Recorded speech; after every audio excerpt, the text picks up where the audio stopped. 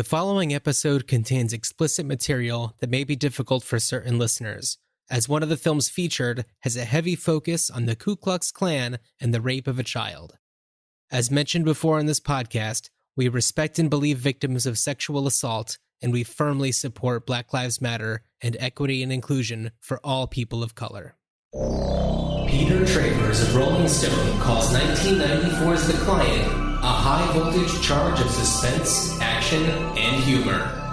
Roger Ebert of the Chicago Sun-Times calls 1996's A Time to Kill a skillfully constructed morality play that pushes all the right buttons and arrives at all the right conclusions. And about the Blu-ray 3-pack that also includes the Pelican Brief, Amazon.com reviewer CAR says, each of these movies has so much to give to the viewer. Kinda like that I can store all 3 movies in one package. Messes up the alphabetical and the rest of my collection, but I can deal with that issue. I am a movie fanatic and would recommend all 3 movies to anyone. On this episode of Ruined Childhoods, we decide the fate of Joel Schumacher's adaptations of John Grisham novels, The Client and A Time to Kill.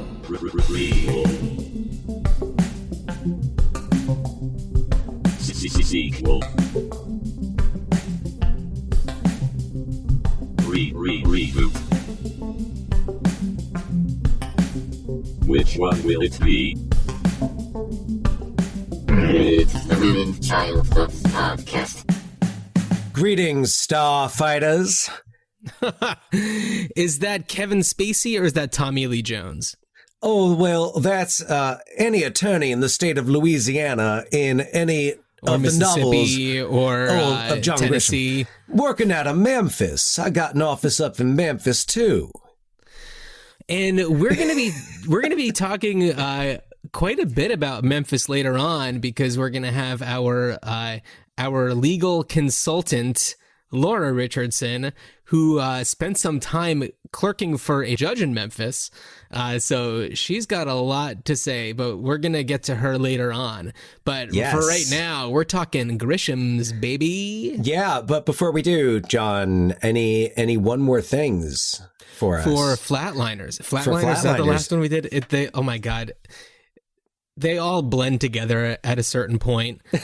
I don't have anything really to mention about Flatliners, other than as I was reading more and more reviews for the 1990 version or the 2017 version, it just made me a little sad because people really like to trash on Flatliners. And people seem to acknowledge that, like, yes, it's a really cool idea, but they just don't love the way that it's done. But you just have to celebrate the weirdness of the way that it was done. It's a gothic. It's like Frankenstein. We talked about it. It is in the spirit of Frankenstein, and I don't know what people are expecting. But like, look, and it showed off such an impressive cast, and you know, it was like, you know, 1990, and the world was in love with Julia Roberts, and Kiefer Sutherland was Hollywood's bad boy, and there was Kevin Bacon. So this is our last episode in our month of July, our celebration of the late great Joel Schumacher. And on the last episode, I can't remember, did I talk about one of the themes that I found throughout his movies about the cars that are in it, the automobiles? I think we touched on it with Grandpa's truck from the Lost Boys, and yes, Kevin Bacon's truck. Yes. Oh, so I'm watching more. Falling Down. Did we not talk about Falling Down with that? I don't think that we touched on Falling Down. With where the a major traffic jam is a huge plot point, and the movie starts in his car. Plus, his car is very much reflective of his personality. Defense. So we'll get to The Client and A Time to Kill in a little bit, but I also watched a film also featuring our podcast's former guest Keith Coogan, the movie Cousins, in which he co-stars with Ted Danson, Isabella Rossellini, Sean Young. Sean Young, it was in that, yeah. Yeah, and I had never seen Cousins. I watched it for the first time the other night. Laura joined me. She couldn't take her eyes off of it. She was like, this is such a weird movie, but I just can't stop watching it. For anybody who is unfamiliar with Cousins, 'cause I feel like it kind of flew under the radar and isn't talked about much lately, but it's funny because if you read the synopsis online, it's usually just like, two couples meet at a wedding and decide to wife swap. And it's like, that is not what it's about. I haven't seen it in a long time, but no. Essentially, there's a big family wedding, and the wife of the son of the groom sleeps with the husband of the daughter of the bride. And this not the son of the groom. It's the nephew of the groom. So they were then cousins. So they sleep together, and it's kind of like a weird situation where like he is a total womanizer, sleeps around all the time, and she is kind of like a free spirit, and their relationship isn't an open relationship, but they realize that they're not right for each other.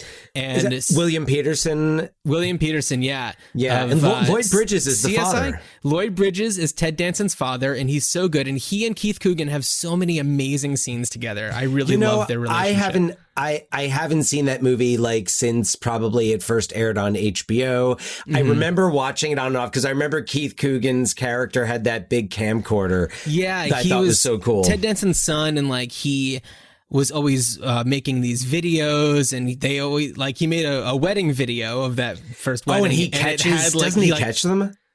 Well, he catches them, but also like he splices in footage of like starving kids in Africa and things like that, and like people gorging themselves on cake, and it's right, amazing. Wow, I remember. It's so, you know what, and you're right. And this wasn't. It was based on a French movie, Cousin Cousine, right? And it was released February 1989. So part of a really exceptional year in movies, which we are going to talk about another exceptional year in movies today, 1994. Oh my God. Right. Wow. So just real quick, the only reason why I'm bringing up Cousins now is because, yes, it features one of the Joel Schumacher trademarks, which is Ted Danson's character, and his son, Mitch, played by Keith Coogan. They live in this weird apartment. It's really eclectic, and right outside of the windows are like all these like neon lights and like this neon dragon from like a Chinese restaurant. So there's a lot of like vibrant colors and like popping like reds in the backgrounds of all these shots, and that's very Joel Schumacher-y. Also, Ted Danson's character drives this like antique motorcycle with a sidecar, and it's the vehicles that he includes for these people. Plus, it also, in contrast to William Peterson's character's BMW, the movie starts off with him yelling at his daughter about how she can't mess up his leather seats. There is no way that blanket is going in this car. Mom! No, not this time. This is a brand new $25,000 BMW 325 E5 with leather interior. Tom, it's just a car. Oh, come on, I just armor all the seats. Everything is about how he sells BMWs. He always talks about how he sells BMWs, but he works at a Subaru dealership. But he's like, but I sell BMWs, like, because maybe a used car comes in there every now and then, or they have some BMWs. I don't understand how that quite works. Maybe BMW stands for something else when he says it. Nope, they are BMWs, Bavarian Motor Works. He gets into all the nitty gritty. Christ, how you doing? You will not believe what happened to us. The goddamn car broke down. Where is everybody? Oh, Jesus, I didn't know it was this late. Are you okay? Oh, Tom was just giving me a test drive in his car. We lost track of time. Tom sells BMWs. I thought they were Subarus. I understand you're in the market for a new car. We are, aren't we, honey? Your wife and I have been talking about putting a set of wheels under you at a price you can afford. Not just any set of wheels. We're talking about the Bavarian Motor Works. I think a BMW is a little out of our range. Besides, they're breaking down all the time. So, yeah, vehicles is a really big one, and that comes into play in some major ways in the Client. movies that we're in the Client for sure. Right from the start. Right from the start. And then in A Time to Kill, Sandra Bullock's character and also Oliver Platt's character, you know, they have these very noticeable cars that they drive. Both of them German convertibles. But also, it's also interesting to note, like, the characters that don't have cars, like Jake doesn't have a car, I don't think. No, he does. At the beginning, he says that his car's, like, in the shop, but he gets it back, because remember, he, like, parks it all crazy in front of the office. He has a Saab. Oh, yeah. That's right. Okay, but also, in A Time to Kill, the pickup truck. Yes. In the beginning. So, yes. So before we get to that, Dan, do you have any more things from Flatliners? Well, geez, John, but no, but I want to keep going on this cars thing just because you knew we were having one expert guest on today. You didn't realize you were having two because for those of you new to the program, when I'm not podcasting and not parenting and doing the things that on the honey-do list that my wife gives me, I am also a teacher of language arts, a high school teacher in the Seattle area. I teach 9th grade language arts. And one of my big deals, and I've been planning for the coming school year now, and which I'll be teaching much in the way that we're having this conversation right now. Probably not on Squadcast, probably Zoom, but you're not going to do it on a platform designed for podcast recording remotely? Depends on the project. I might at sometimes. I mean, podcasting is something that I'm looking into having my kids do as an option.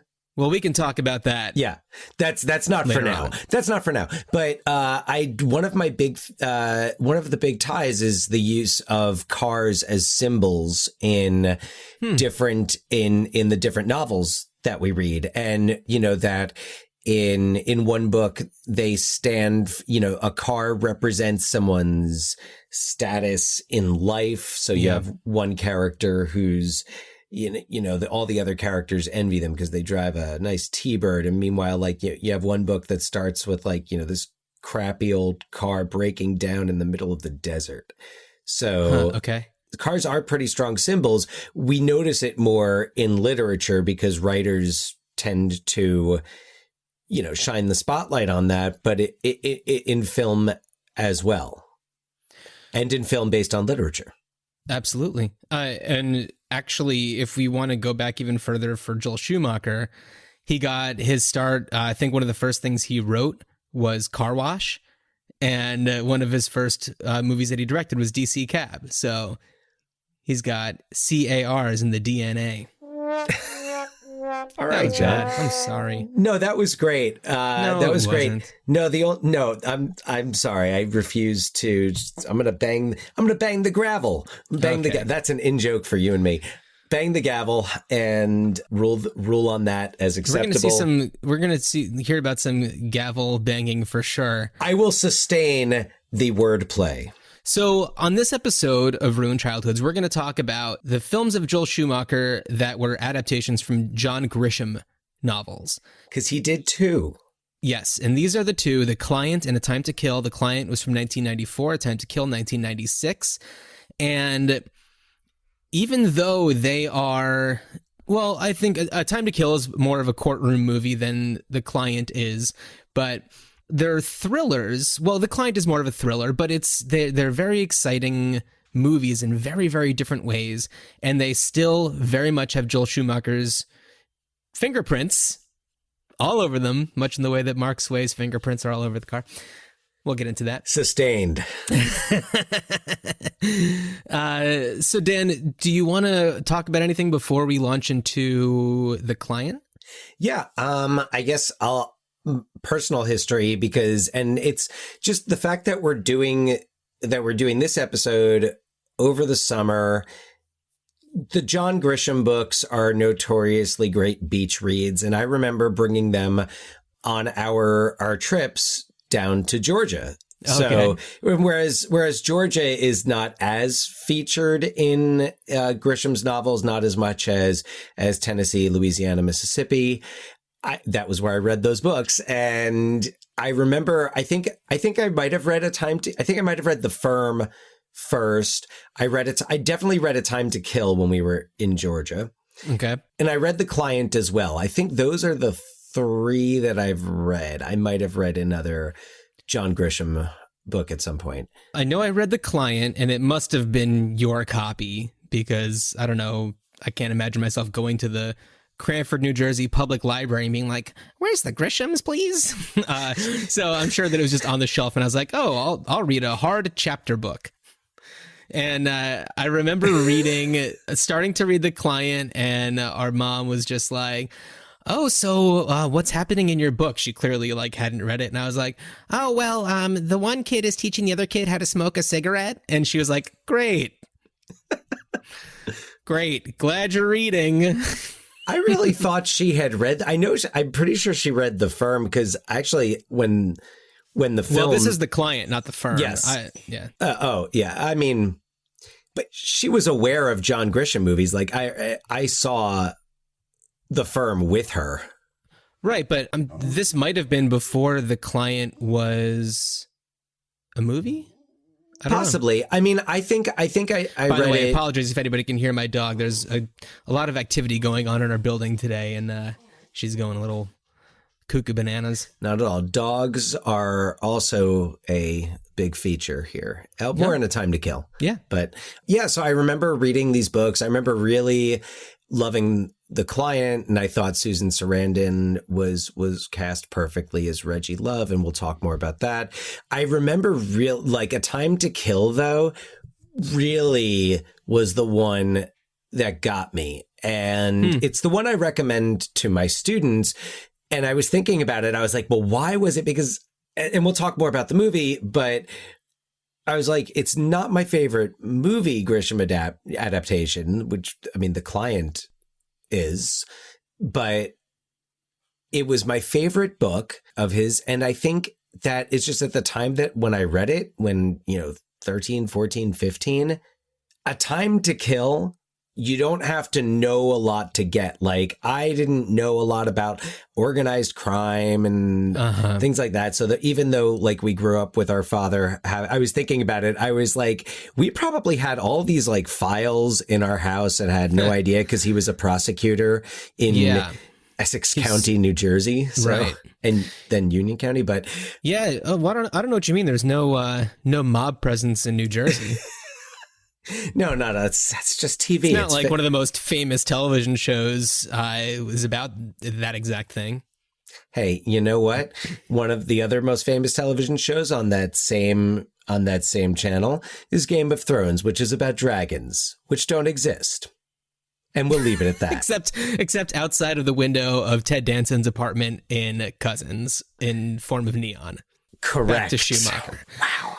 Back to Schumacher. Well, anyway, I read these books, and when the movies started coming out, I saw The Firm, The Pelican Brief, and The Client, and A Time to Kill. And the difference, and I was like, the Firm and Pelican Brief are really well made, and we've got Julia Roberts.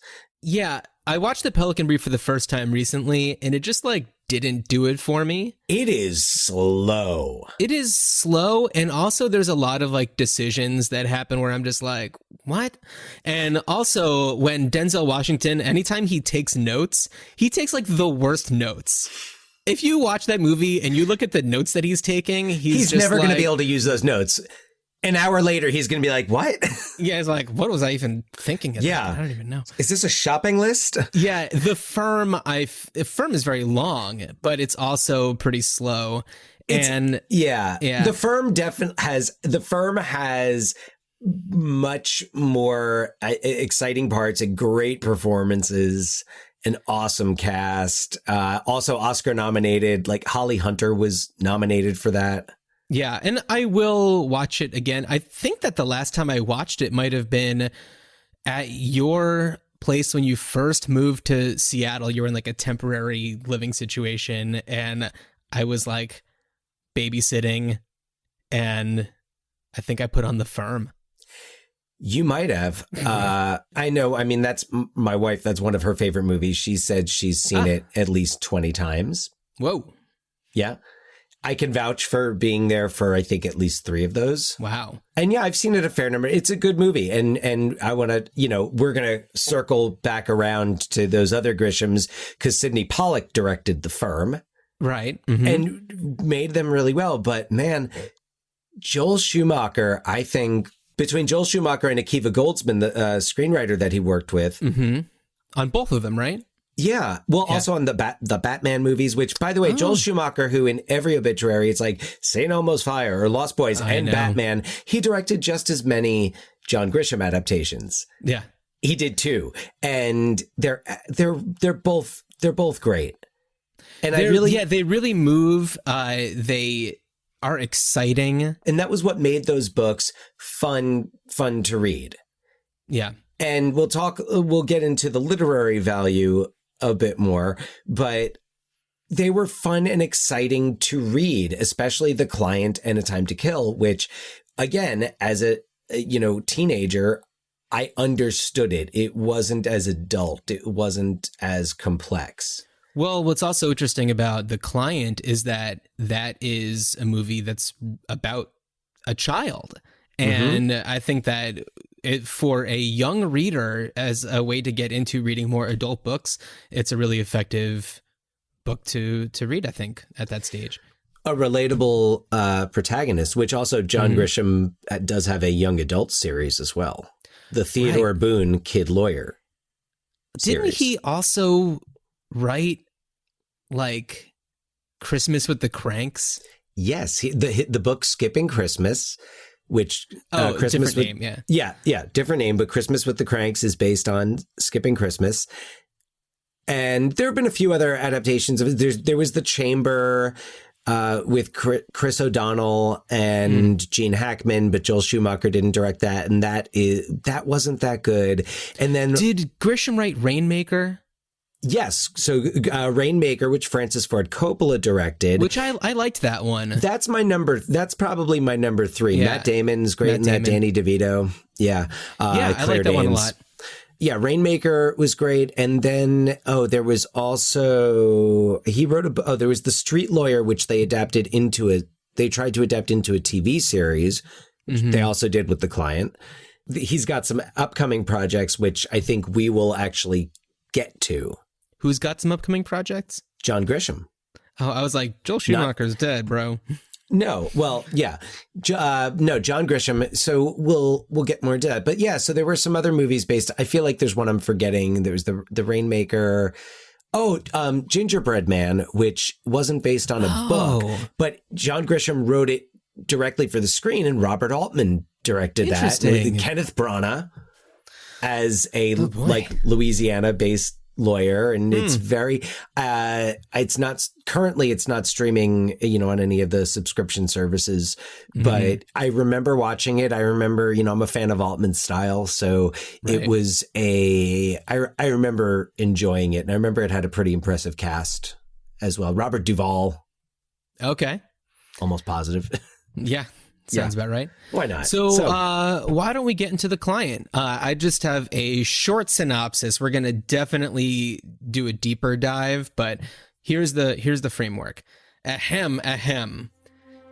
Latchkey kids Mark and Ricky Sway are off on a harmless adventure to smoke cigarettes in the woods when a black car pulls up behind them, but in a way where they can't be seen. The Sway brothers notice that the man is attaching a hose to his tailpipe in an effort to asphyxiate himself. After a few attempts by Mark to thwart his suicide attempts, the man catches him and pulls him into the car, threatening to take Mark with him into the afterlife, all while explaining that he is Romy Clifford, an attorney whose client was a mob hitman who offed a senator, and only Romy knows where the body is buried. Rather than be murdered by the mob, Romy decides to kill himself. Because I guess it would be better? After Mark uses his wiles to get away, Romy decides to do it the quick way. He sticks the barrel of a gun in his mouth and pulls the trigger. Once they are home, Ricky Sway falls into a post-traumatic shock. Mark finds his way back to the scene of the suicide, where he is discovered by a shitty cop who also finds the cigarettes left behind by Mark and Ricky. After it's revealed that Mark's fingerprints, which were obtained in a super shady way, are all over the interior of the car, there's no denying that Mark knows more than he's letting on. He rushes to hire a lawyer and finds Reggie Love, a recovering alcoholic who lost her kids in an ugly divorce years earlier.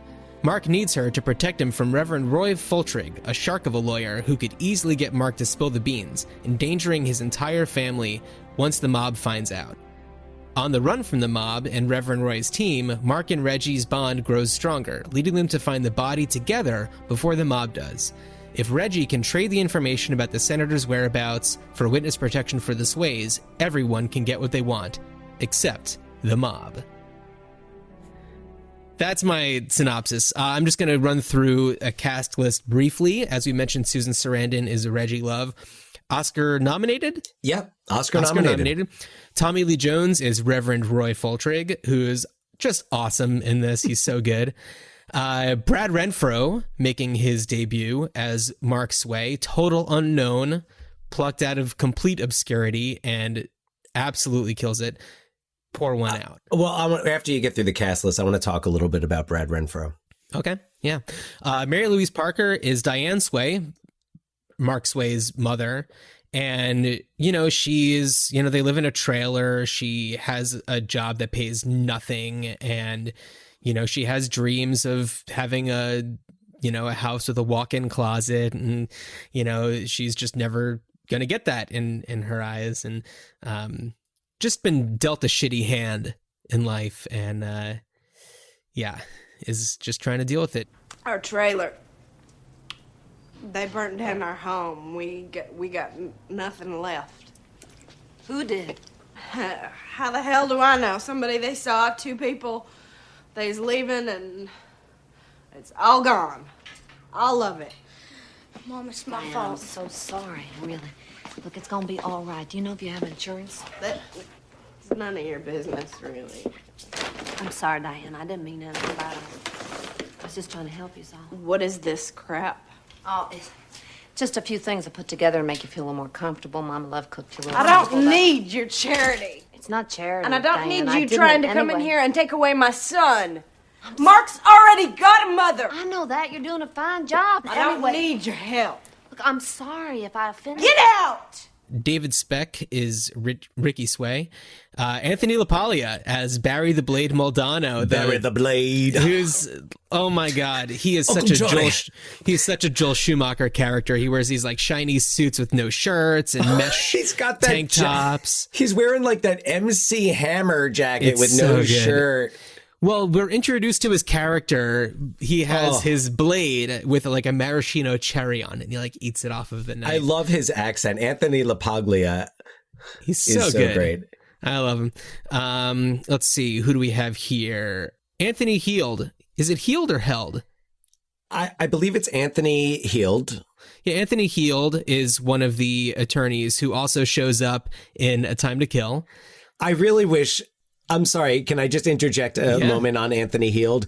Just that I wish that at some point there had been a movie where Anthony Heald and William Atherton got to be like just really, really nice guys. Yeah. Like just really like friendly, just the friendliest, nicest people you've ever met because they are absolute dicks in every movie. Absolutely. I feel like William Atherton might have one movie where he's like likable. Yeah, I don't know. I can't think of it. I can't think of one off the top of my head, but I'm just like Anthony Heald, he was the head of the hospital where Hannibal Lecter is held in Silence of the Lambs, and he's like all creepy with Jodie Foster. Oh, he's awful in every. I mean, he is so good at being an awful character. Yes. Yeah. So Bradley Whitford in one of his, I think, first roles is another one of the attorneys. We have Anthony Edwards as Clint, who is Reggie Love's assistant. Paralegal? But the thing is, like, they have a very close relationship, and it's like, are they dating? That was what Alicia thought, my wife. We watched it together. Hard to really say. Anthony Edwards, once there was a rumor that he was living in our hometown. Well, hello, full circle. So here's another connection in the world of Schumacher. Apparently, the reason why Kiefer Sutherland was at the Riverside Inn, aka The Dive, the reason why Kiefer Sutherland was there drinking with the guys I went to high school with, I got this confirmed, by the way, by Hal Hansen. So, Anthony Edwards and Kiefer Sutherland are friends. And that Kiefer Sutherland was visiting Anthony Edwards in Cranford and wound up at the dive. Okay, so... Apparently not with Anthony Edwards. Okay, well, I have also had drinks with Kiefer Sutherland in L.A. because we would do something called the Kiefer Crawl. We would just go to all the bars which was like in my neighborhood. You know, there was just a few bars that he would pop up at all the time. I had drinks with him at the Cha-Cha Lounge. I feel like we might have gone to one of the last, when I came out to visit 7 years ago. Yeah, it's like the Ye Rustic Tavern, the Drawing Room, where you'll often find people you've seen on screen doing karaoke. Kiefer. So anyway, back to the list. So back to the client. Ozzie Davis is Judge Harry Roosevelt. I don't think I'm really... Oh, William H. Macy plays the doctor who cares for Ricky Sway at the hospital. Very small part. Yeah. Yeah. Though he's in it throughout. He's in it throughout, but like it's not a major role. It's just, you know, there's a few lines here and there. William H. Macy so Fargo doesn't come out until 96. But also, John, you mentioned Bradley Whitford in one of his first roles. This is a good 7 years after Adventures in Babysitting. Oh, I forgot he's in Adventures in Babysitting. So cool. As his license plate says. Yes. That would be a Joel Schumacher move if I ever heard one. His car and the license plate, forget it. So cool. Yeah. But this is where Bradley Whitford is becoming more of like the like West Wing Bradley Whitford.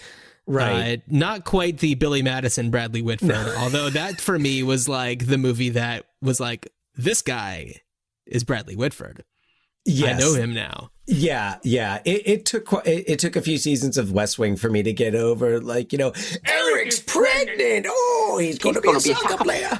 Oh my God, he's so good. Bradley Whitford is perfect in Billy Madison. Okay, all right, we got to stay on the client. Yeah, so that's essentially the cast. So the hospital where Ricky Sway is being treated is also like an extremely Joel Schumacher hospital where it's a lot of steam. Lot of steam. Like you go into the stairways and there's like these weird steamy passageways that are like red lights coming through the steam. Well, it's like really bizarre. It's all the HVAC equipment because there's that bridge that goes across. So it's kind of like the one wing of the hospital and the other wing of the hospital. Honestly, in terms of the Joel Schumacher movies we've looked at, this is the most natural setting for it that I've seen. But it seems odd, Flatliners, though. it just came out of nowhere. It seems odd, though, that it would be so accessible. You know, that such an area would be so accessible to... Easily to Ricky Sway. Or to Mark Sway. Mark Sway. Yeah. So let's see. I'm trying to like go back a little bit. So there's like the sleazy cop. I forget who plays him. Will Patton. It's Will Patton, who you might remember also from Sergeant Armageddon Hardy. and... Right. He's a total jackass in this, and you know, he gives Mark a can of soda that he's really just giving him so he could get some fingerprints off of it, and that's how they match his fingerprints to the inside of the car and all that kind of stuff. And he like talks to Mark in a really rotten way. He's like, you know, they have kid-size electric chairs and FBI, huh? Whew. You know, I hear that they're sending the Reverend Roy Foltrig himself. That's bad. You know that the FBI puts kids in jail if they break the law. And if a kid has been involved in a murder, they got a special little kid-sized electric chair. I saw it once. It was about so high. Did you know that when somebody gets electrocuted, the current is so strong, it makes the blood in the veins boil. Oh, God. Fry you up just like a piece of bacon. You're the only pig around here. Oh. We'll see you later, Marcus. It is one step away from him telling Mark like that he's going to have a boyfriend in prison. Like and it's not just him because it's Foltrig and the whole team. Yeah. The way that they talk to him, and this is something that we will I'm sure, get into more with Laura, but like, how illegal was it to threaten him the way that they did? And right. Like to me, they really, whereas like they treated it as, oh no, we didn't do that. And she's like, oh yes, you did. And they're like, okay, you got us. Well, yeah, because he tape recorded it. And yeah. So they were trying to get him to make a statement without his mother present or any sort of legal guardian or anything. Well, and they advised him against having an attorney. Mm-hmm. Absolutely. They didn't just like not advise him. They advised him against having an attorney. Yeah. So there's also a great dynamic between Reverend Roy's team and his like group of lawyers, plus the local. Is he like the local DA or something? JT Walsh. He's the local FBI. He's from like the local FBI office. Right. He's McThune, FBI. Jason McThune. Yeah. And he just wants so badly to be in like the cool kids club. We got to pour one out for JT Walsh. That guy is amazing. Yeah. He's so good in this. That group of lawyers they're wonderful. And the thing is, like, I totally understand. Yes, what they did to Mark at the beginning was super, super slimy. But I understand that to them, it's just like, oh, we just have to solve this. But they aren't considering the ramifications on the Sway family and what it would do to them. Right. They are so close to solving the murder of a United States senator. So this is a big deal. Yeah. So in a way, I can understand, their need to like get this done fast.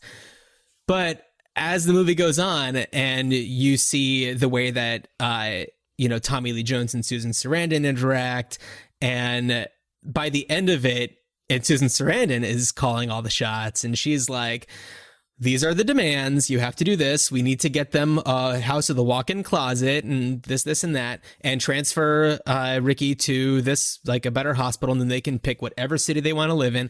Like, once she has all the cards, it's awesome. And he just kind of like crumble. Tommy Lee Jones is just like, all right, whatever you need. And they're friends at the end. Even Mark and Tommy Lee Jones, they're just like, they finally understand each other and they respect each other. Congratulations, Miss Wade. Jason McThune over here will escort you to Phoenix. Take care of matters once y'all arrive. Right this way, Miss Wade. All right, guys, let's go. Yes, sir. Come on. Let's go, bud. Come on. Thanks, Reverend Roy. You've been a real pain in the ass. Thank you, son, and good luck to you. I assure you, you have been an even larger pain in the ass. Give me 5. Well, yeah, because both sides know how to play a little dirty. Yeah. And both sides, and they respect, there's that mutual respect. Yeah. And Tommy Lee Jones, one of the, I guess, pseudo Joel Schumacher players, just in the 2 movies, I believe, right? Yeah. Well, Forever. He didn't have such a good time on Batman Forever, but wasn't that mostly because he and Jim Carrey were at each other's throats the whole time? From what I read, it was more just that he was at Jim Carrey's throat. Oh. Yeah, I mean, maybe there's a side to the story that I'm not hearing, but it just sounded, to me, it seems like you've got, so Tommy Lee Jones has, he's been in movies, was acting all throughout the 80s, probably like the 70s as well. I'm trying to think of some of his earlier credits, but I can think of Tommy Lee Jones credits going back to 84. But then you've got Under Siege. Mm-hmm. Or wait, he's great in Under Siege. Oh, wait, sorry. No, JFK comes first. So he does JFK, gets nominated for an Oscar for his performance in JFK. Mm-hmm. Then he does Under Siege, which comes out like a few months after JFK. But Under Siege is, and you're right. Academy Award winner Tommy Lee Jones as the bad guy in a Steven Seagal movie, and it makes it's why Under Siege is. He's got like long hair, and he's just like playing a very, very different character than you've ever seen him play. Yeah, he's more Nick Cagey, if you will. I know things are a little chaotic for you right now. Chaotic? Wake up, Tom. You know and I know that chaos and bedlam are consuming the entire world. UV light waves are only the beginning, Tom. We have an inch of topsoil left. Topsoil? With sexually transmitted diseases, deforestation, irreversibly progressive depletion of the global gene pool. It all adds up to oblivion, pal. Governments will fall, anarchies will reign. It's a brave new world. Bill. What are you planning to do? Do you realize, Tom, that whatever I do is inevitable? Can we agree on that? Well, not necessarily. Well, see, there you go, Tom. See, you can't argue with me here or negotiate or attempt any chicken shit psychological ploy. You have to reconsider your entire philosophy. All right. I'm sorry. Whatever you decide to do is inevitable. Now, look at my life, Tom. The life you people tried to take. There was Annapolis, there was Vietnam, there's War College, so on. You know, I missed the 60s, and I truly believe that if I could have been there to make my contribution, everything would have worked out fine. Look, Bill, if this is about reliving the 60s, you can forget about it, buddy. The movement is dead. Yes, of course, hence the name. Movement. It moves a certain distance, then it stops, you see. A revolution gets its name by always coming back around in your face. You tried to kill me, you son of a bitch. So welcome to the revolution. There's more to follow. I'll stay in touch.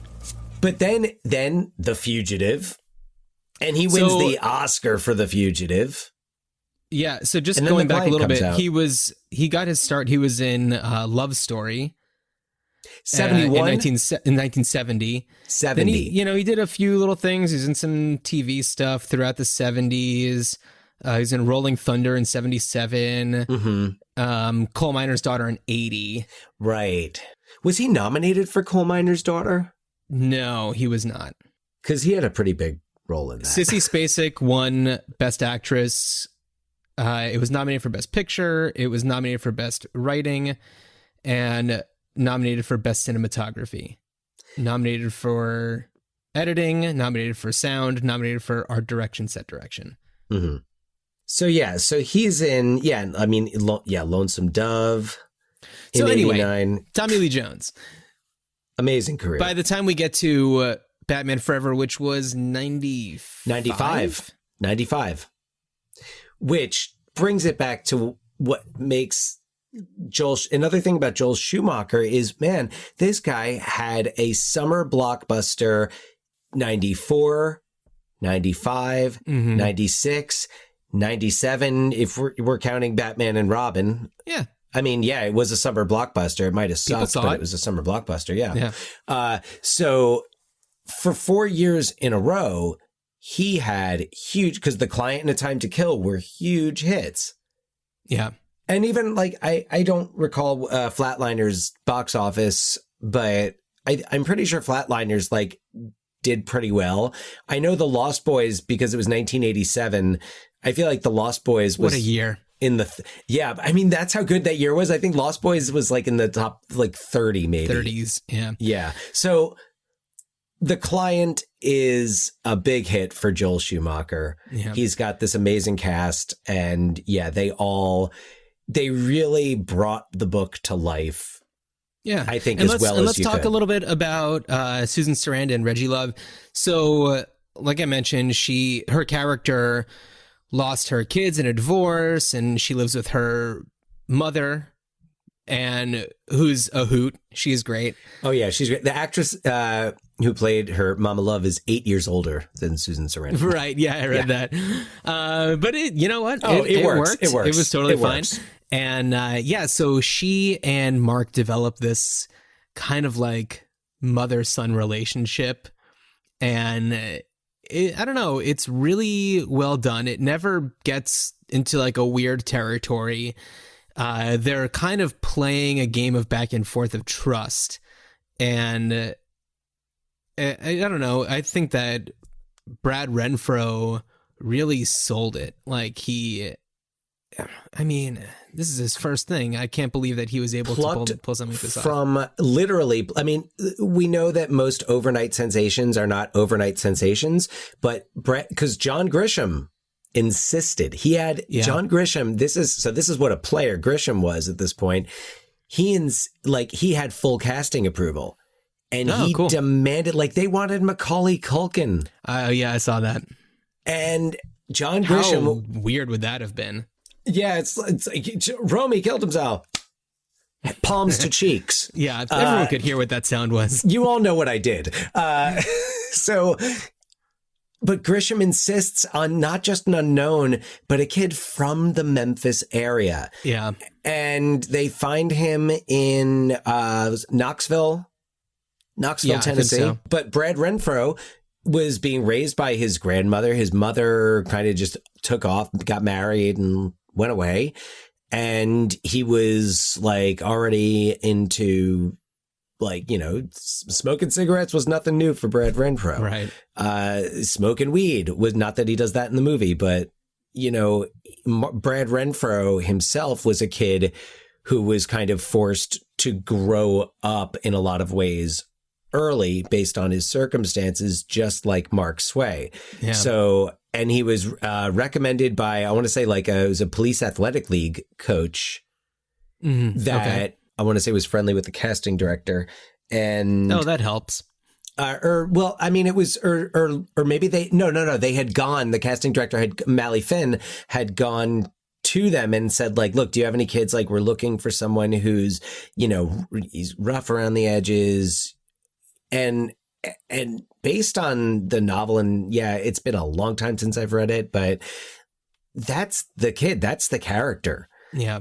And so lucky to find him, but just the story of Brad Renfro is so sad and so tragic because... Yeah, we lost him in 2008. 2008, and it's worth... He was 25.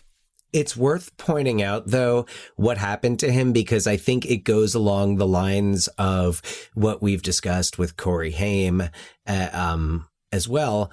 But Brad Renfro kind of fell into a crowd because he followed up he did Tom and Huck after The Client. Right, yeah. But then he did 1998. Yeah, Sleepers, which was some rough material. Yeah. But then he goes and he does Apt Pupil. Right, which we've talked about on the show before. Yeah. And I'm just, the more that comes out, like I did some research on, you know, Brad Renfro's connection to Bryan Singer.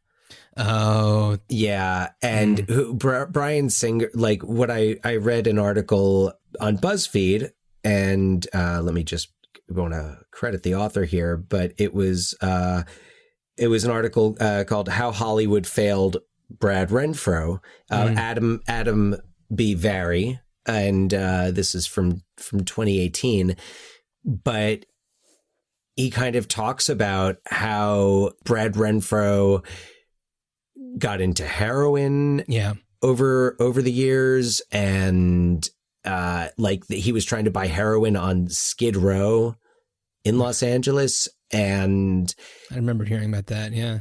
It's so sad because I feel like I like Joel Schumacher took care of the kids that he worked with. Mm-hmm. I get that impression. And there's some other research that you can do if you care to. We're not going to get into it, but on Bryan Singer and the allegations against Bryan Singer made by young men who were teenagers, including like a kid who went to the middle school where they filmed Apt Pupil, who claims that Bryan Singer basically like had him on set just to kind of like mess around with. And like, yeah, it all brings up a whole other question of, you know, you have someone who is, I think, undeniably a talented director, but can I watch The Usual Suspects? Can I watch X-Men without that in my head? And I mean, it's sad in so many ways, but it's so regrettable because, like, you know, these things could have been prevented, but someone like Brad Renfro's, he just goes into this, shame spiral. Mm-hmm. I'm cribbing from Stuart Smalley, but yeah, it's a really sad story. I'm sorry to get onto a dark, but the final film that Brad Renfro was in, The Informers, I was an extra in. Oh. I did a day or so on that. I was in a funeral scene. So was that Billy Bob Thornton? Bob Thornton, Winona Ryder was in it. It's like a really Bret Easton Ellis adaptation. Mm-hmm. Okay, mm-hmm. Yeah, I didn't cast. see it, but I don't remember it being very good, but really great cast. And Brad Renfro's final appearance. Did you have any interaction with him or? No, I don't think that he was in the scene that I was there for. Billy Bob Thornton was, I think, Kim Basinger? Oh, there? yes. Yeah, she Kim was Basinger. there. Yeah. So, anyway, it was a big, cattle call scene. I was just, a person wearing a suit and a crowd of people wearing nice clothes. Anyway. On film. But speaking of, going back a little bit, speaking of sexual deviance and the usual suspects, should we get into A Time to Kill? Oh, I might have to object to that segue. Yikes. Yeah. Yeah, but we could say, speaking of awful things that should have been prevented, let's talk about A Time to Kill. Yeah. And by that, I also was referring to Kevin Spacey. I wasn't referring to... Yes. It could be looked at in many different ways. Trust me, I sat there and I was like, I am so glad that I do not need to like... Kevin Spacey's character in this is Shall I get into my synopsis? Go ahead. Again, really just a framework of a multi-layered film. After the violent rape and attempted murder of his 10-year-old daughter, Carl Lee Haley kills 2 racist hillbillies responsible, knowing that if they went to trial, they would likely be locked up for only 10 years at most. He turns to rookie lawyer Jake Brigance, who helped his brother out of a bind the year prior. In an effort to plead insanity, Brigance does everything he can to defend Carl Lee's actions. Meanwhile, the brother of one of the rapists is radicalized by the KKK, leading to a Madison County faction of the Klan to retaliate against Brigance and everyone connected with him. They start with burning a cross, then someone attempts to put a bomb under his house, they beat the life out of his secretary's husband, and then they ultimately burn his entire house down. Luckily, Jake's wife and daughter had already left to stay with her parents, his wife fearing that Jake only took the case to prove that he's a hotshot lawyer, and not that he actually cares about justice. At the beginning of the case, a young law student / bleeding heart liberal named Ellen Roark rolls into town to help Brigance, and she proves to be a very valuable asset, especially since Brigance needs all the help he can get. After all, he's going up against DA Rufus Buckley, a slimy lawyer played by a slimier actor, Kevin Spacey, who scoffs at Brigance's ideals. Jake and his team, which also includes Harry Rex Vonner, a divorce attorney friend, managed to ultimately win the case, but not before a few major life lessons from Carl Lee Haley. So Jake Brigance is played by Matthew McConaughey, Sandra Bullock is Ellen Roark, Samuel L. Jackson is Carl Lee Haley. As I said, Kevin Spacey is Rufus Buckley. Harry Rex Vonner is played by Oliver Platt, one of the Joel Schumacher players. Charles S. Dutton is Sheriff Ozzie Walls. Brenda Fricker is Ethel Twitty, who I know best as the pigeon lady from Home Alone 2. Donald Sutherland is Lucian Wilbanks, who is Brigance's drunk mentor, who has been disbarred and claims he'll never go into a courtroom again until the end of this movie, apparently. Kiefer Sutherland plays Freddie Lee Cobb, the new kind of de facto leader of the KKK, the Madison County. The Madison County chapter. Yeah. Yes. Or Clavern. Clavern. I want to use the appropriate nomenclature here. Are they a Clavern? I don't know. How do they subdivide it? You see, the KKK is actually an organized organization. Right. Yeah, unlike the mythical Antifa. They have application forms. I love it. They do. It's like, please print. And also the like more local like Grand Wizard is Kurtwood Smith. Kurtwood Smith, yeah. Stump Sisson. Oh my God. Stump Sisson, who is perfect for this role. He Perfectly just plays cast. evil so well. We have Patrick McGugan as Judge Omar Noose. Awful name. Ashley Judd is Carla Brigance, Jake's wife. We have, oh my God, it's such a huge cast. Chris Cooper as Deputy Sheriff Dwayne Looney, in possibly the only movie where he's like a real good dude. Chris Cooper? Yeah. No. He's notorious for being like the bad guy. Well, I want to say that in the other movie that he appeared in with Matthew McConaughey that year, Lone Star, I think he's the protagonist in that. And I forgot about Lone Star, but I just think about like what Chris Cooper went on to do like kind of after this. Well, you think about what Adaptation, he's not a bad guy. No. He's just kind of, but he's not the greatest guy. Well, no, but Chris, what about October Sky? He was a villain in a Muppet movie. Yes, he was a villain. Anyway, he plays a villain really well. Nikki Katt plays Billy Ray Cobb. Doug Hutchinson is Pete Willard, who is the other rapist. You would remember Doug Hutchinson probably best from his appearance on the X-Files, where he plays the guy from Squeeze, who gets in through all the like... Wait, the guy from the band Squeeze? No, from the episode Squeeze. He played Eugene Toombs. I never watched the X-Files. Talk to Scott. Yeah. Oh, believe me. Scott Wiener, X-Files fanatic. Believe me, he knows who Doug Hutchinson is. Doug Hutchinson, who is or was married to Courtney Stodden, who is kind of an internet sensation person in all of the weirdest ways. And then the aforementioned Anthony Heald as Dr. Wilbur Roadheaver, who is kind of the like slimy psychiatrist who is supposed to, he discredit. He gets paid to testify. Right. In these cases. And the counterpart for the defense is M. Emmett Walsh as Dr. Willard Tyrell Bass. Who is drunk. Chris Cooper, very likable in Little Women. That's true. Very likable in Little Women. Kind of unrecognizable in Little Women. This is the 2019 Little Women. I didn't realize it was him until at one point I was like, is that Chris Cooper? Oh, no. Yeah. No, yeah. He was very recognizable. So A Time to Kill is complicated. It definitely has a lot of that white savior thing going on, where it addresses it in like the final like speech that Samuel L. Jackson gives to Matthew McConaughey about how like they're not friends, that their kids aren't going to play together, this changes nothing. Chick, I can't do no life in prison.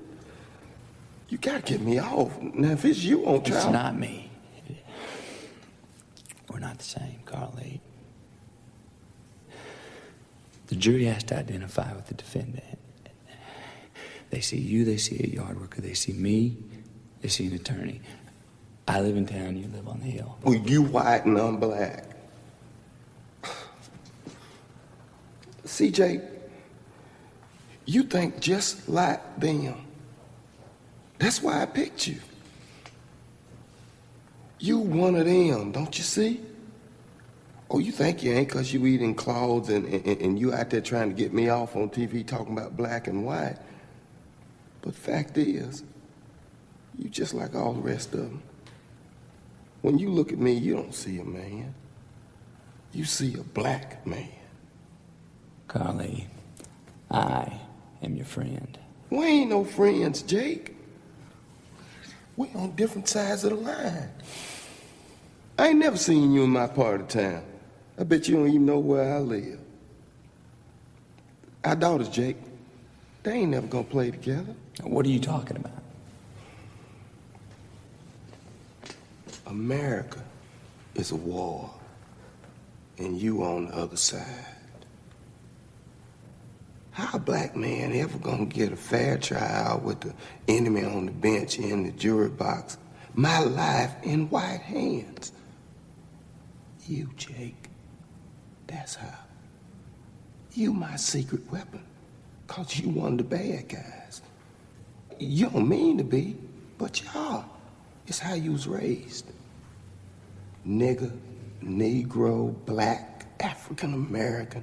No matter how you see me as different.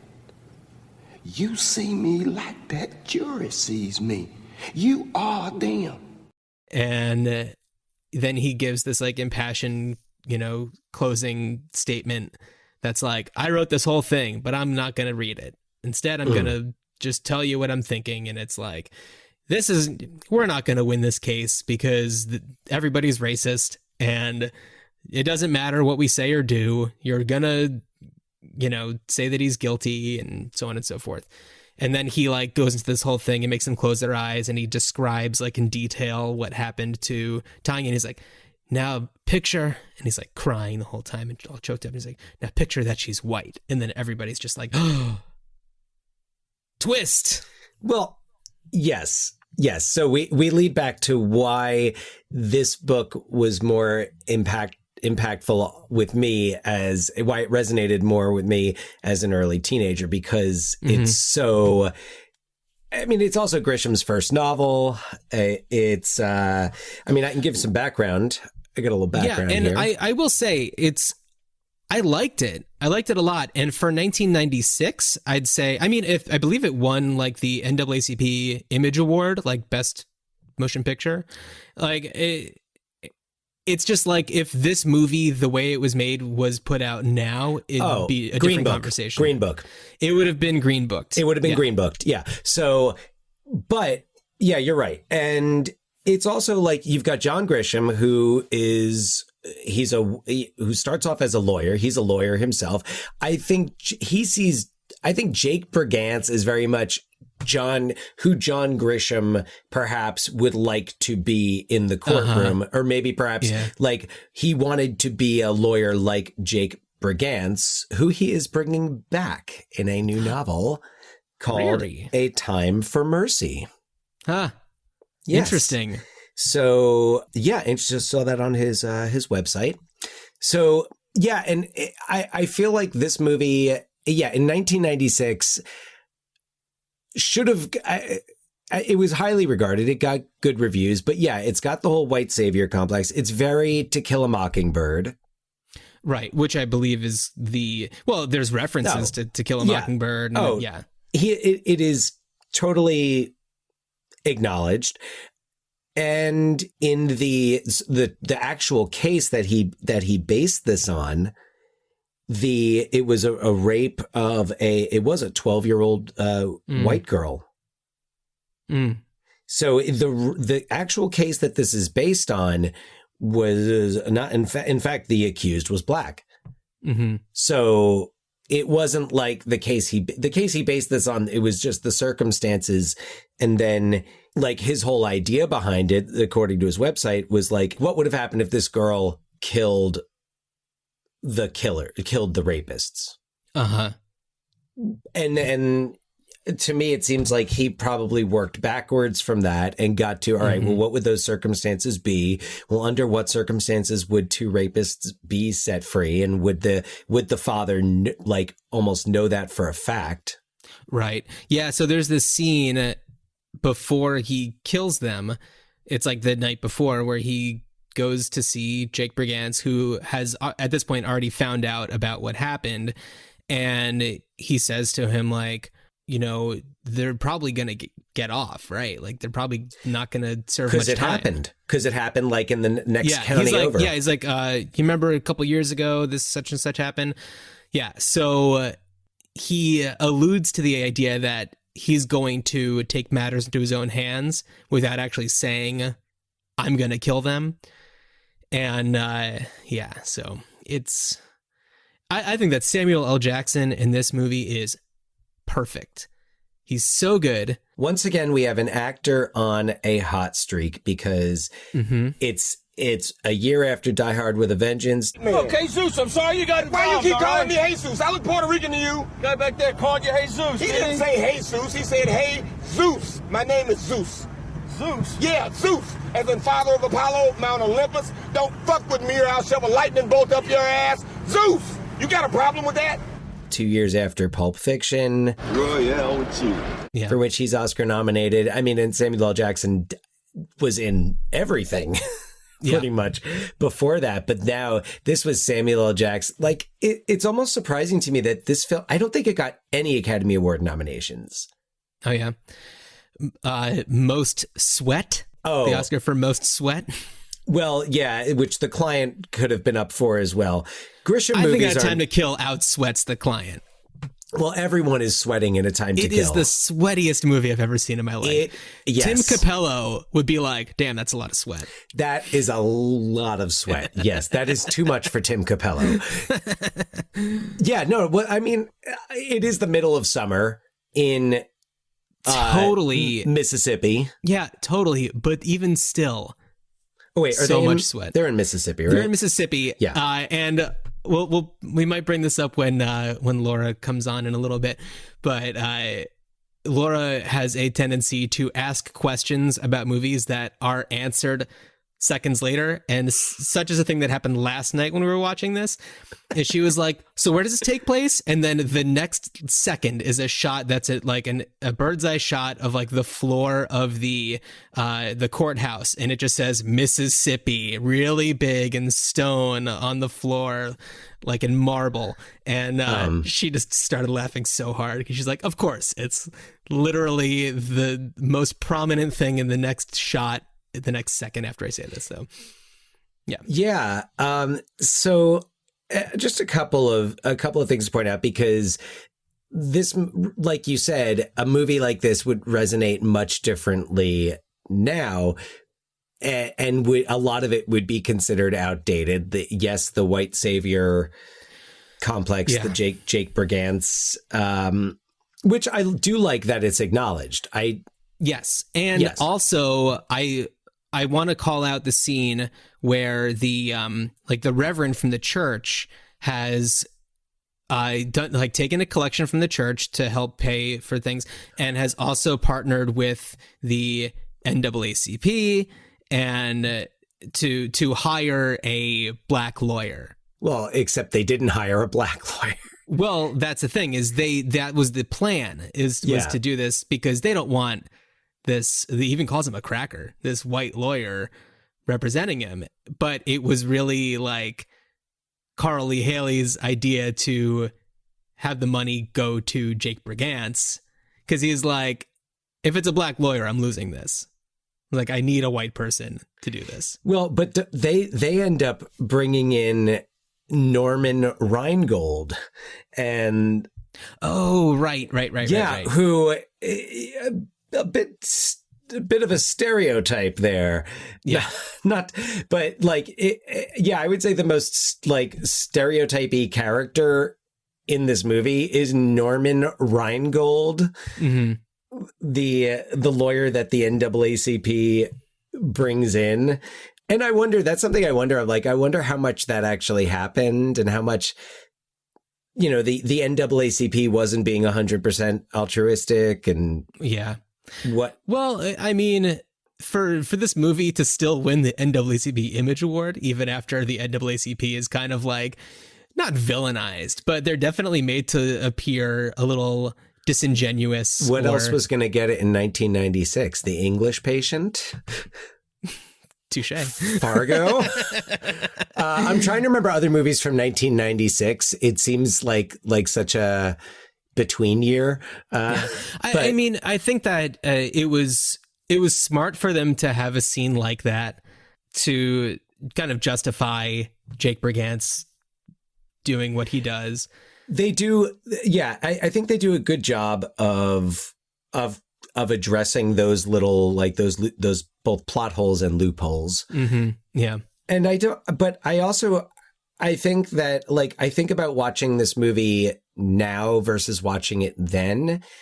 And I think when I saw it back in 1996, at the Lowe's Mountainside. Okay. I'm pretty sure I have the ticket stub. And I remember I saw it with a group of friends that I was doing theater with that summer.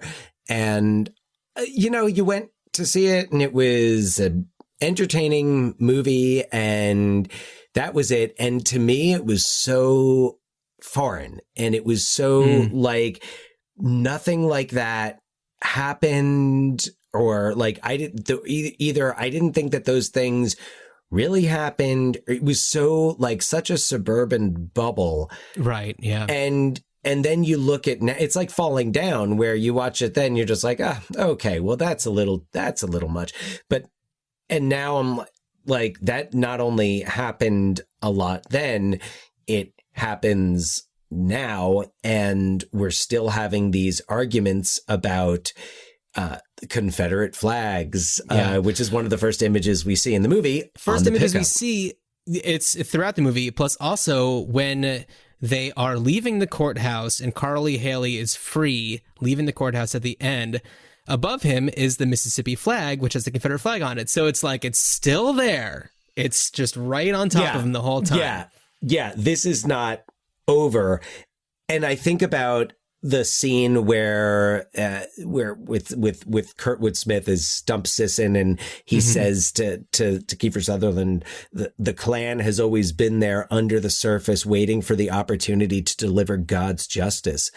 And I think about what we've seen over the last few years, and which is not like new, but it's the surfacing of what's been there, just like he says. And he says like the Klan goes silent for a couple of years and people think that we're gone, but we're not.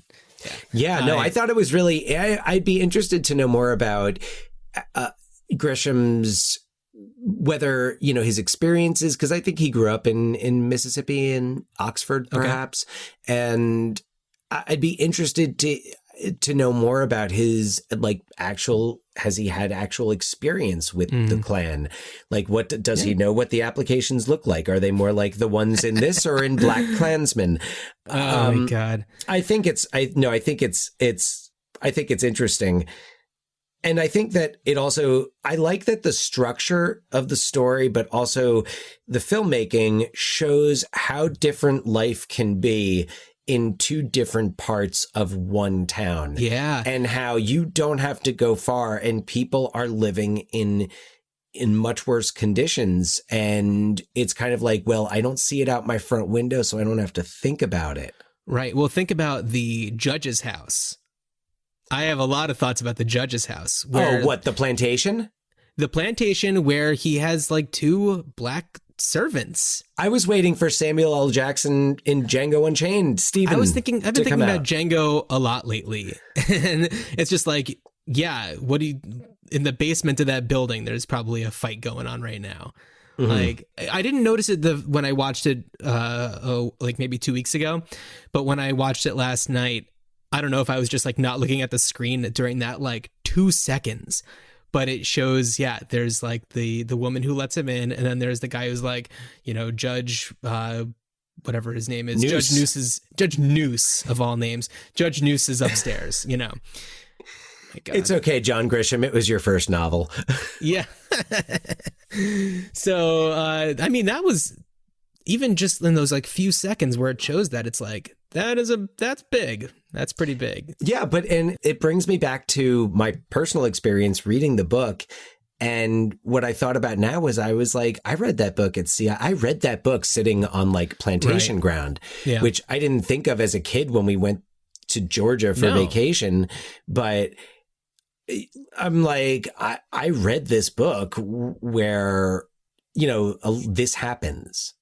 Yeah. And I was so blind to it and unaware of it, and to me it just happened in books. The judge he's corrupt, he's decided his verdict already, and he's clearly sympathetic to white people. Right. I mean, you see the judge palling around with Kevin Spacey's character, and it's just, you just know, like, this isn't a fair trial. but there's nothing that they can do about it. I do have to point out, I have a couple of notes on some things that I wanted to point out, some other kind of self-owns in here. Great, like, there's this great, I forget, I think it's Roark and... who we haven't even really talked about. And Jake, but they have this great discussion about Northern liberalism versus Southern liberalism. Yeah. So she is anti-death penalty and he is pro, very adamantly so. He's like, I don't think we do it enough. Now, the other night, you said you were opposed to the death penalty. Yes, sir. Why? You're not? Mm-mm. Actually, I'm very much in favor of it. I'd like to go back to hangings on the courthouse lawn if we could. Are you kidding, right? No. The only problem with the death penalty, Roark, is that we do not use it enough. Well, have you told your client Carly Haley this? Carly Haley does not deserve the death penalty. Now, the two men who raped his daughter did. Okay, see, well, how do you decide who dies and who doesn't? Well, simple. Okay, you take the crime and you take the criminal. Mm-hmm. Now, say a crack dealer guns down an undercover cop. Well, you strap his ass to the chair, flick the switch. You know, for some reason, I thought you were a liberal. Well, I am a liberal, Roark. What I am not is a card-carrying ACLU radical. I do not believe in forgiveness nor in rehabilitation. I believe in safety. I believe in justice. I see. Well, let me ask you something. Have you ever seen a man executed? Not that I recall. All right, then what I suggest you do is you go watch a man be executed. You watch him die. You watch him beg. You watch him kick and spit the life out of him until he pisses and shits in his pants until he's gone. Then, you know what? Then you come back here and you sing this crap to me about justice. Roark, spare me your northern, liberal, cry me a river. We are the only enlightened ones in the northern hemisphere. Bullshit. I'm so sorry. Yes, you are the enlightened. Yes, you are the enlightened. And that's why you brought me here to this black diner in this black neighborhood, right? Right, so you can convince me you're this JFK meets Jesus Christ white boy.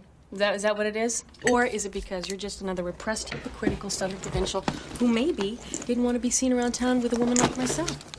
Yes, sirree, you sure are enlightened. Well, you know what? I'm terribly sorry. I've made a mistake. I thought you were one of the good guys. Thank you very much for your time, Mr. Briggins. You know, she does a good job of calling him out. I think the Roark character, I always say Roark because that's how they say it. They pronounce it. But when... I think that character it's a little like the representation of women in the book is a little questionable, but at least she calls it out and uses her sexuality as Sandra Bullock playing Roark. Mm-hmm. And she kind of takes advantage of that, like, you know, well, these sweaty Southern boys can clearly be swayed by this. Swayed? Mark Sway? Ricky Sway? I do have other connections, by the way. But I think she's kind of like, there's this obvious misogyny, and she takes advantage of that, much the same way Susan Sarandon does in The Client. Yeah. So what I like about Grisham is I think he's trying, especially in these early novels, and as a white male author, he's making an effort to show other perspectives. Right. And I think that Schumacher's film in both The Client and Time to Kill, I think Schumacher's adaptations capture the spirit of the novels, the sweat of the novels, the tension, because when you have like that sweat, that's tension right there. Mm-hmm. And there's great tension. Now, there's a couple of things that there's the constant presence of the Mississippi flag in the courtroom, like a symbol of injustice where there is supposed to be justice. You've got the cop who's part of the Klan. Right. That's real. You've got the do you remember the one Klansman, like when they're marching and they're all marching with their hoods on, but those one guy's he's got like the mask part of the hood up and he's got shades on, and I was like, who is that guy? It's like, to me, there's always that standout, like the pink thong guy from the end of Falling Down. Well, yeah, and by the end of the movie, a lot of the Klansmen have their like masks up, or like the hoods are like they're not obscuring themselves anymore. No, they're right. The more that they're out there and the more that they're, that they feel enabled, they're allowed to do what they're doing. So, but also great shot to whoever threw the Molotov cocktail at Stump Sisson. Oh, and what a great way to kill that piece of shit. Oh, I know. Yeah. It feels so good. Yeah. So I also just want to talk about Sandra Bullock's character, Ellen Roark, a little bit, since we haven't really gotten too much into her. So what's happening is she rolls into town as this case is kicking off, and she is the daughter of a very wealthy person. So she doesn't want to be compensated for helping out with the trial.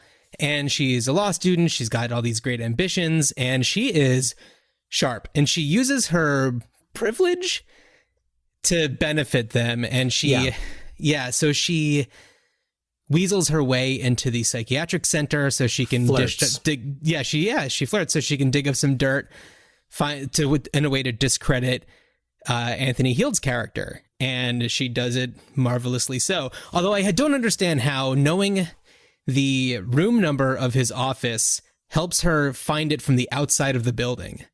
Anyway, she climbs in through a window from the outside of the building. Yeah. Anyway, this is also happening while Jake Bergance's wife and daughter are out of town, and he's feeling really frustrated. Their marriage is a little shaky, although at the very beginning it seems really, really strong. And then I guess once things start to go on and she's feeling less safe at home, she takes off with the daughter to stay with her parents, which was smart because they burned the freaking house down. And he's hanging around with Ellen Roark all the time. And they're both sweating. They're both sweating and very, drinking. very much. Harry Ricks, Oliver Platt's character, mentions how like he's about to have an affair with her. He's like, he tells Jake, he's like, all the things that are going on. He's like, Jake, listen to me. Your marriage is on the rocks. You're about to have an affair. Your career's in ruins if you're lucky, and if you're not, you're dead. Don't get me wrong, my friend. What you put into this case, you even inspired me, and I'm uninspirable. Do everyone a favor, though. Drop the case. Oliver Platt is he's so good in this. Good. He's so good. He's got his seersucker suit, his, classic Mercedes convertible. His accent that he has, like that dripping accent. He's so good. Is so God. Louisiana. And Oliver Platt is great. And look, Ready to Rumble, Oliver Platt is great in that. So he's awesome. I love Oliver Platt. I met him at a screening of Pieces of April. Oh, that little Katie Holmes joint. That's a good movie. Patricia Clarkson. Yeah. Who else is in that? Like, was that Bokeem Woodbine? I don't know. No. I just remember Patricia Clarkson, No. Katie Holmes, and Oliver Platt. So, he was doing a Q&A to screening of that, and I met him afterwards. Cool. Lovely guy. So Roark kind of comes in at this time when Jake is going through all of this stuff, and she's like his one ally and sounding board, and they come so close to getting together, but they never do. There's actually like a real good moment where they're at the office and she's like, "Do you want me to stay?" And he's like, "Yeah, I want you to stay. And that's why you should leave." Yep. So, and that when she leaves is when she gets kidnapped by the Klan and gets, tied up and kind of left out for the bugs and animals to eat her. And there's the one, I don't know if we ever find out his name, Mickey Mouse, the guy who's like in the Klan but helps them out.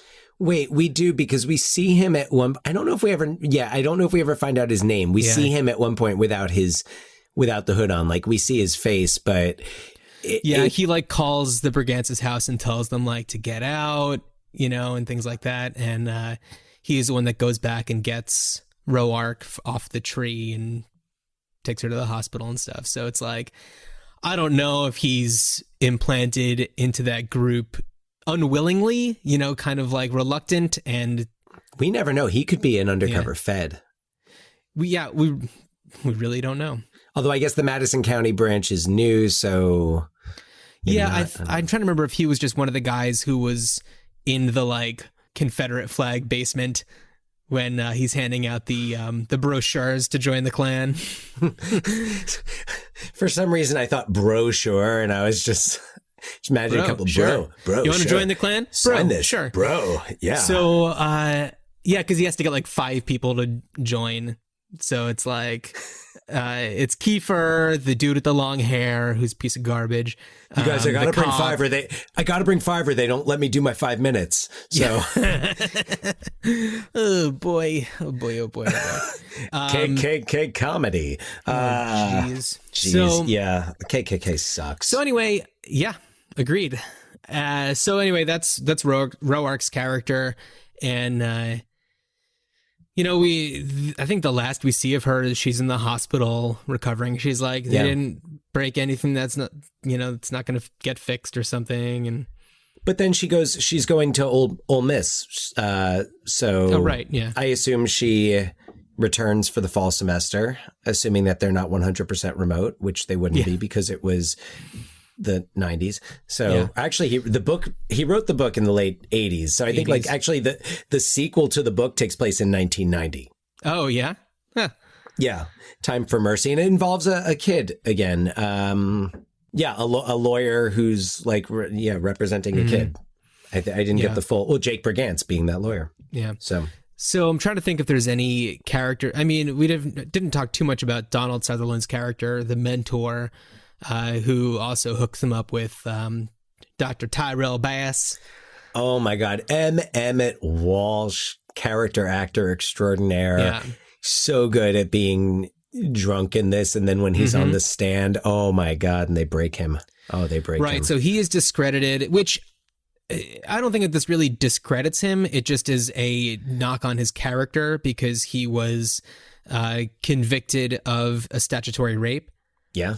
But the thing is, like, he's not discredited in the way that Dr. Roadheaver is discredited, which is like, so in your 11 years of doing this, you've done 46 trials like this. You haven't said that one person is insane, but how come this one guy who you said wasn't insane was then ultimately judged not guilty in terms of insanity and is now being treated for the past 10 years at your clinic? So it's like, that is a great way to discredit somebody. And it's like, he's got this smarmy look on his face the whole time until he's just like broken.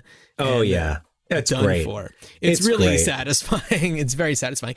But the Tyrell Bass thing is like, it's a knock on his character, not on his ability to fairly judge somebody's level of sanity, which, as we know, he was of full, sound mind when he did what he did. Well, that's the big theme of the movie is they're deciding at the time, did he know the difference between right and wrong? And yes, he did. Did he do the right thing? Geez, it's almost like his name should have been Nelson Wright, Wright, on the cusp of wrong and right. Oh, yeah, nice, nice. For anybody who didn't listen to our Flatliners episode, that's what that's about. Yes, if you really, really, really want to get that reference and you haven't listened to the Flatliners episode, do it after you finish this. Yeah. So I made a couple of connections here. Okay. Now, because I'm thinking about John Grisham's novels, and in the past several years, we've come to this thinking of certain universes and how the Marvel universe, and even before that, not before that, but Stephen King with his Dark Tower series, where he brings together characters from different novels of his. So there's kind of a Stephen King universe. So I'm thinking of the John Grisham novels, which are all, at least all of the legal thrillers. Like he's written some that are not legal thrillers, and they may or may not be. I did not look into those, honestly. So if we take the John Grisham legal thrillers, Time to Kill, Firm, Client, Pelican Brief, Chamber, Runaway Jury, even Gingerbread Man, Rainmaker. Oh, Runaway Jury. A Runaway Jury, yes. That was the other movie that I couldn't remember Cusack. for. Good movie. John Cusack, Gene Hackman, Dustin Hoffman, Rachel Weisz. Laura's a big fan of that one. I'm sure we'll talk about it. So is Alicia, yeah. So I'm thinking, I'm like, how is it possible that in the legal world of the southestern United States that none of these people would interact? Does Darby Shaw from Pelican Brief, is she a Tulane or Ole Miss? I think she's a Tulane, actually. Tulane, yeah. Yeah. So, but I'm like, why wouldn't there be interaction between? Why wouldn't Jake Brigance, work on a case with, whatever, one of the lawyers from Runaway Jury with Dustin Hoffman? Why wouldn't, Mitch McDeere goes to Harvard? Is he the only Harvard educated lawyer in the Grishamverse? I don't think so. Also, it goes you can also go into the past, and it kind of occurred to me because when they're talking about, Roy Lee Cobb, the Nicky Katt's character? Yeah, the Billy Ray Cobb, the main rapist. Right. Billy Ray Cobb, who they said that he had been arrested previously on drug charges. Yeah, selling dope, but that it was handled by, I'm looking for the quote, I have it in here somewhere.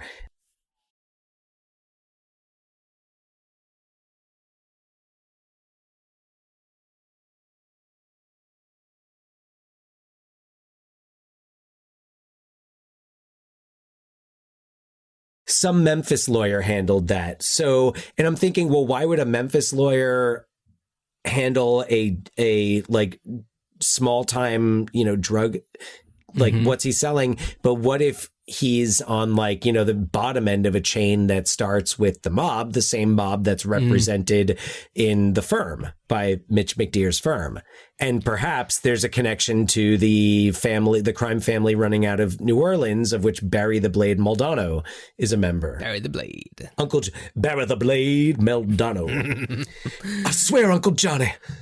So it's interesting to consider. And by the way, for anybody, nobody listening can see Dan right now.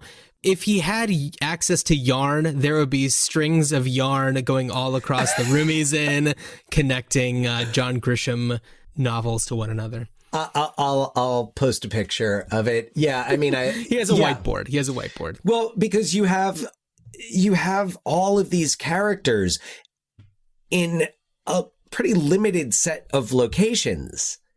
So here's my proposal, because A Time to Kill, like we said, there's a sequel book that's been written, that's being published soon, and there is a stage play based on it. The Client was not only a movie, it was a short-lived TV series starring Jo Beth Williams as Reggie Love. So, there's been other continuations of these stories, but I'm thinking it would be just interesting, a series. A series, just a straight up, nothing too inventive, creative, a straight up Southern based legal drama that brings in sweaty law. Yeah, sweaty law. I don't know. I'm trying to think of other I don't know, characters just to string together, but just look at what you have. And I think if you take, it's a great way to employ some writers and just say, hey, man, read all these John Grisham novels. And but backstories, like Lucian Wilbanks as a young man, as a young lawyer, there's a lot of there would be a lot of approaches, a lot of ways to do it. Yeah, well, I mean, clearly there's a lot of backstory with Lucian. There's the idea that he and Brenda Fricker's character, Ethel, who was his secretary for 20 years, that they had some sort of romantic entanglement. Or at least that's the theory that Brigance and Harry Rex have. A lot. So, she's a God-fearing Christian. She would never do such a thing. Come on, lover boy, let's get to court. Lucian thinks the two hyenas just might get off. You saw Lucian? When? Where? How is he? Has he been eating any better? Just curious. Miss Ethel, refresh my recollection. How long were you and Lucian together for exactly? We were never together. I was his secretary for 20 years. Come on, old girl. You can tell us, you know. He was your boyfriend. Huh? I am an upstanding, God-fearing, respectable Southern woman with unimpeachable morals who has been happily married for 27 years. And I have never had or ever will have any boyfriend. And if I did, it certainly would not be that old pickled scoundrel, Lucian Wilbanks.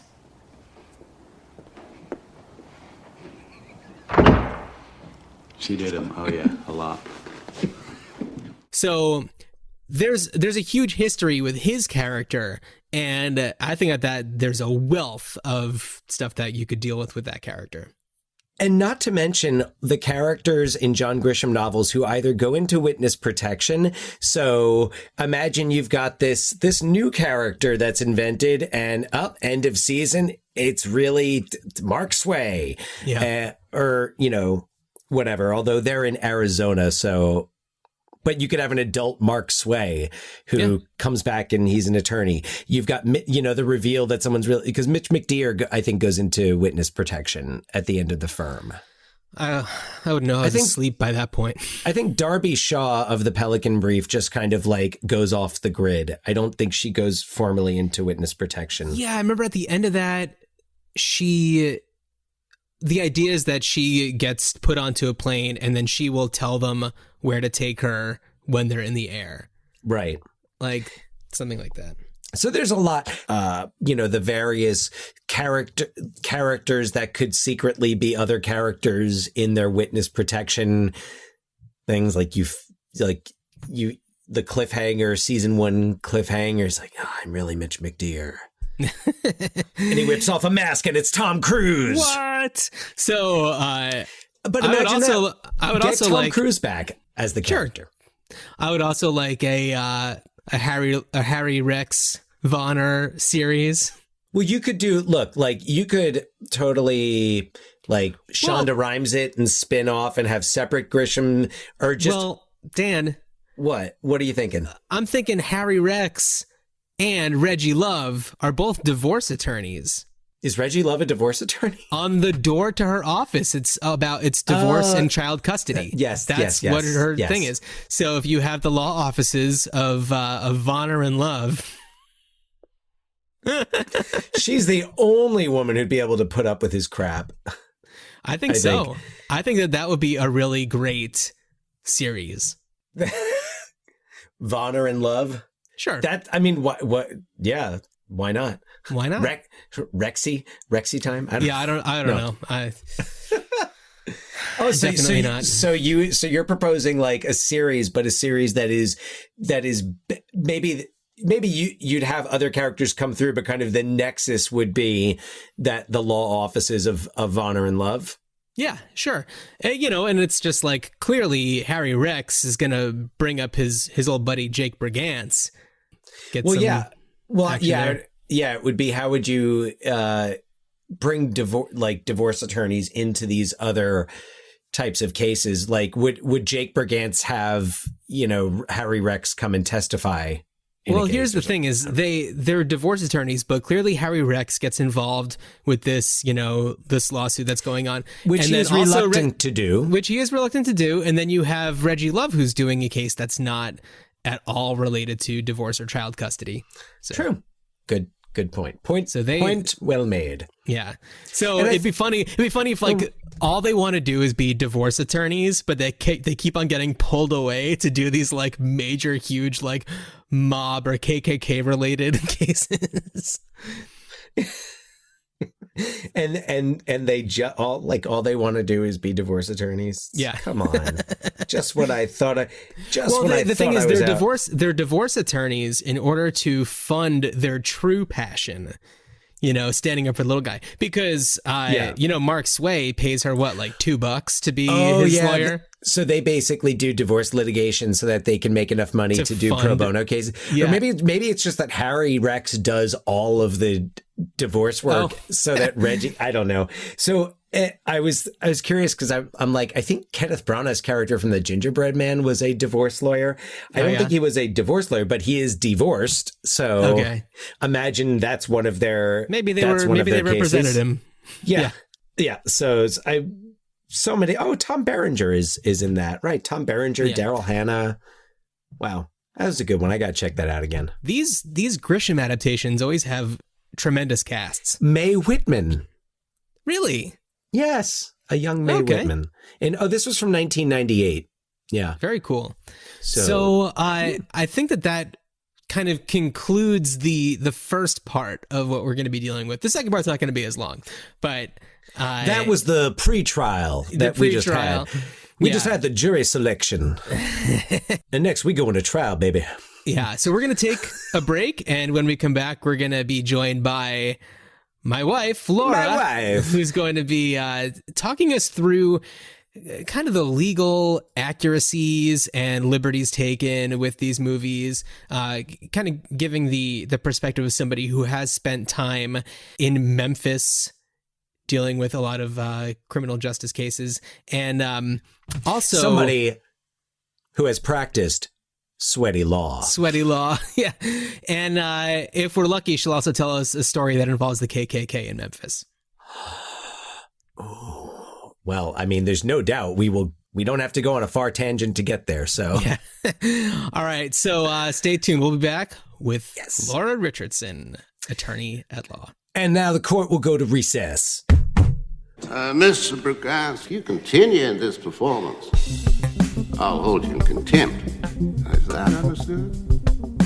Overruled. Any more of that nonsense, and you're all out of here. Cross-examination, Mr. Brugans. Overruled. Overruled. This better be good, Mr. Brugans. And we're back. Yeah. Thank you for bearing with us during that excruciatingly long period of time. Pardon me, I've had wine and a full recess, day. our extended recess. Yeah. So we are joined with us by past guest. You might remember her from our Soap Dish episode or our Running Man episode. Laura Richardson, Esquire, is here. A very special guest on a very special episode. Sure. Laura, would you mind giving our audience an idea of why we're bringing you back for this particular episode? Because I was so good on the previous episodes, they just had to have me back. Also, I'm a lawyer. Because there are... Excuse me, Dan. There are so many wonderful names in the cast. I need to call Reggie Love because I need a divorce attorney. Ooh, that's painful. Oh, my God. Oh, no, this is so awkward that I'm here for this. Dan. Save our marriage. I feel so weird. Harry Rex. Okay, guys, let's talk. Yeah, before you start talking, before you call Vonner and Love. Yeah, Vonner, the Love and Vonner. So Laura, could you give us an actual taste of why we have you here today? Yeah, so I am a lawyer, a real life lawyer with a JD and all that fun stuff. And I also worked in Memphis for a while. So you may know that as a place where many of the John Grisham novels take place or have characters from. So I am a twofer here. I am a John Grisham, fan as well, and then also a lawyer. Yeah, we're going to get into that in a little bit.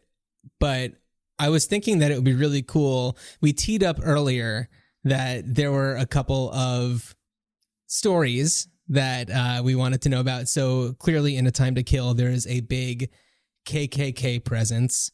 And you have a story that, and before I go any further, it has a good ending. Yes. So a KKK story. Would you mind letting us know about that? I don't think Dan's heard this. Yeah. So, okay. I was a clerk in Memphis, Tennessee in 2012 to 2013. And while I was there, the city council of Memphis decided to rename 3 parks that had previously had names associated with the Confederate Army or KKK members. So there was Confederate Park, Nathan Bedford Forrest Park, and Jefferson Davis Park. Big names. This part is hearsay. That's a legal term. But I understand that there had been an uneasy peace between the government of Memphis and the people who basically kept up the Confederate statues at these parks, where the Memphis Council would kind of just like leave it alone. And it was just kind of an unspoken, hey, neither side is going to like make a big deal of this, but like keep it, chill. And I understand, again, hearsay, that at some point the Sons of the Confederacy, or whoever actually maintained those parks, took out the old signs and replaced them with like giant signs that said Confederate Park, Jefferson Davis Park, and it kind of blew that truce up. And so the City Council of Memphis decided to rename those parks as a result of that. And so this is, again, 2013, right? This feels a little bit like what's happening now, except for 7 years ago. They, made these plans to rename the parks. And then the KKK decided that they were going to have a rally to protest. And it was, I think, put together by the KKK of North Carolina. I don't know, like some random state was like, yeah, we're gonna go to Memphis, Tennessee, and we're gonna have the biggest Klan rally like in the last decade, and there's gonna be thousands of Klan members. And it was, kind of making people really nervous because there had actually been a Klan rally in Memphis in 98, and that had kind of erupted into violence, and protesters were arrested. And so people were really nervous about it. And it created a lot of strange situations. Like, for example, one of the local Crips gang and one of the local KKK groups jointly released a statement saying that they were protesting the KKK protest, which is beyond bizarre. So basically, like, one of the local KKK groups said, we're not into this KKK rally. So comes upon time. They were lowercase Ks? They were like, we K, but we don't KKK, We're like a 1 to 2K, 2K and a half. They're more of a Ku Klux Club. Yeah. They're like, we like the name, we like the robes, we don't love the racism and Anyhow. We don't like to make a big thing of it. We're really low-key. We're the new Klan. We're more of a living room, sit around and chat, less of a march, burn crosses. It's a social club. Yeah. A social club. Yeah, exactly. Please, I am sorry, please go on. That was one I just couldn't keep in. No, I mean, you had to. So anyhow, it gets to the day, the KKK show up. There's like 60 KKK. They're not allowed to wear masks, and they're in this like area between courthouses, and the Memphis police are there, mostly black, because Memphis is a city that's, I think, 62% black. And there are more cops than there are protesters, and they create this like circle around the protesters. So it's a bunch of like essentially black policemen encircling this tiny group of protesters. How many would you say there were? Yeah, like 61 protesters, 61? like something like that, like between 60 and 70, more like 60. And like Klansmen? Yes. Or like Klansmen in the robes, and some neo-Nazis too. And the police were protecting them. Yes. But they were the circle of protection around them. Exactly. There were more protesters than there were Klan members. The protesters were really peaceful. They couldn't hear the Klan members. And my favorite part, the Klan members had brought a megaphone and they ran out of batteries. So they were like shouting things like white power, and no one could hear them. So just like oh my God. I'm sorry, John, we were talking before about Django Unchained. Right. And again, I'm thinking of this with Jonah Hill. Oh my God. The eye holes. Who else is? Yeah, the whole thing with the eye holes and like whose wife made the hoods. Yeah. And oh my God. All right. I'm sorry. Please. It was farce. Continue. It was absolutely farce. Like the fact that the protesters they couldn't even be mad at anything because they couldn't hear the Klan members. And it was rain. It was like a miserable day. It had been a beautiful week. And then that day, during that protest, it was just like torrential rain on these people who had the saddest little Klan rally of all time. So, Laura, what was it like to clerk for a judge in Memphis? It was an education. Mm-hmm. I mean, more than just getting to see, how litigation works and getting the access to the courthouses and kind of learning about process, the thing that was really interesting for me was being a white woman from the Northwest and living in a Southern area that has a predominantly Black population. And so it was just a totally different world for me culturally and in every other way. And, you know, when you're in a courthouse, you see this weird kind of cross section of people from Memphis. And so that was what we saw. And so there were lots of Black defendants, white defendants, a ton of sovereign citizens. So I don't know if you two are aware of that, but essentially these are people who think that the federal government does not have any control over them. It's very bizarre when you read into like what their actual beliefs are. And John, was there not an episode of Mr. Show? Yep, I was just going to say the same thing. There's a Mr. Show sketch. I thought so. And it's like an Olympic style ceremony for people who are sovereign states. Yeah, so it's like they have declared their own nation, and it's there. Laura, I don't know why I haven't shown this to you yet, because I know you bring up sovereign citizens I bring a it lot. up all the time. Yeah, there's a Mr. Show sketch for everything.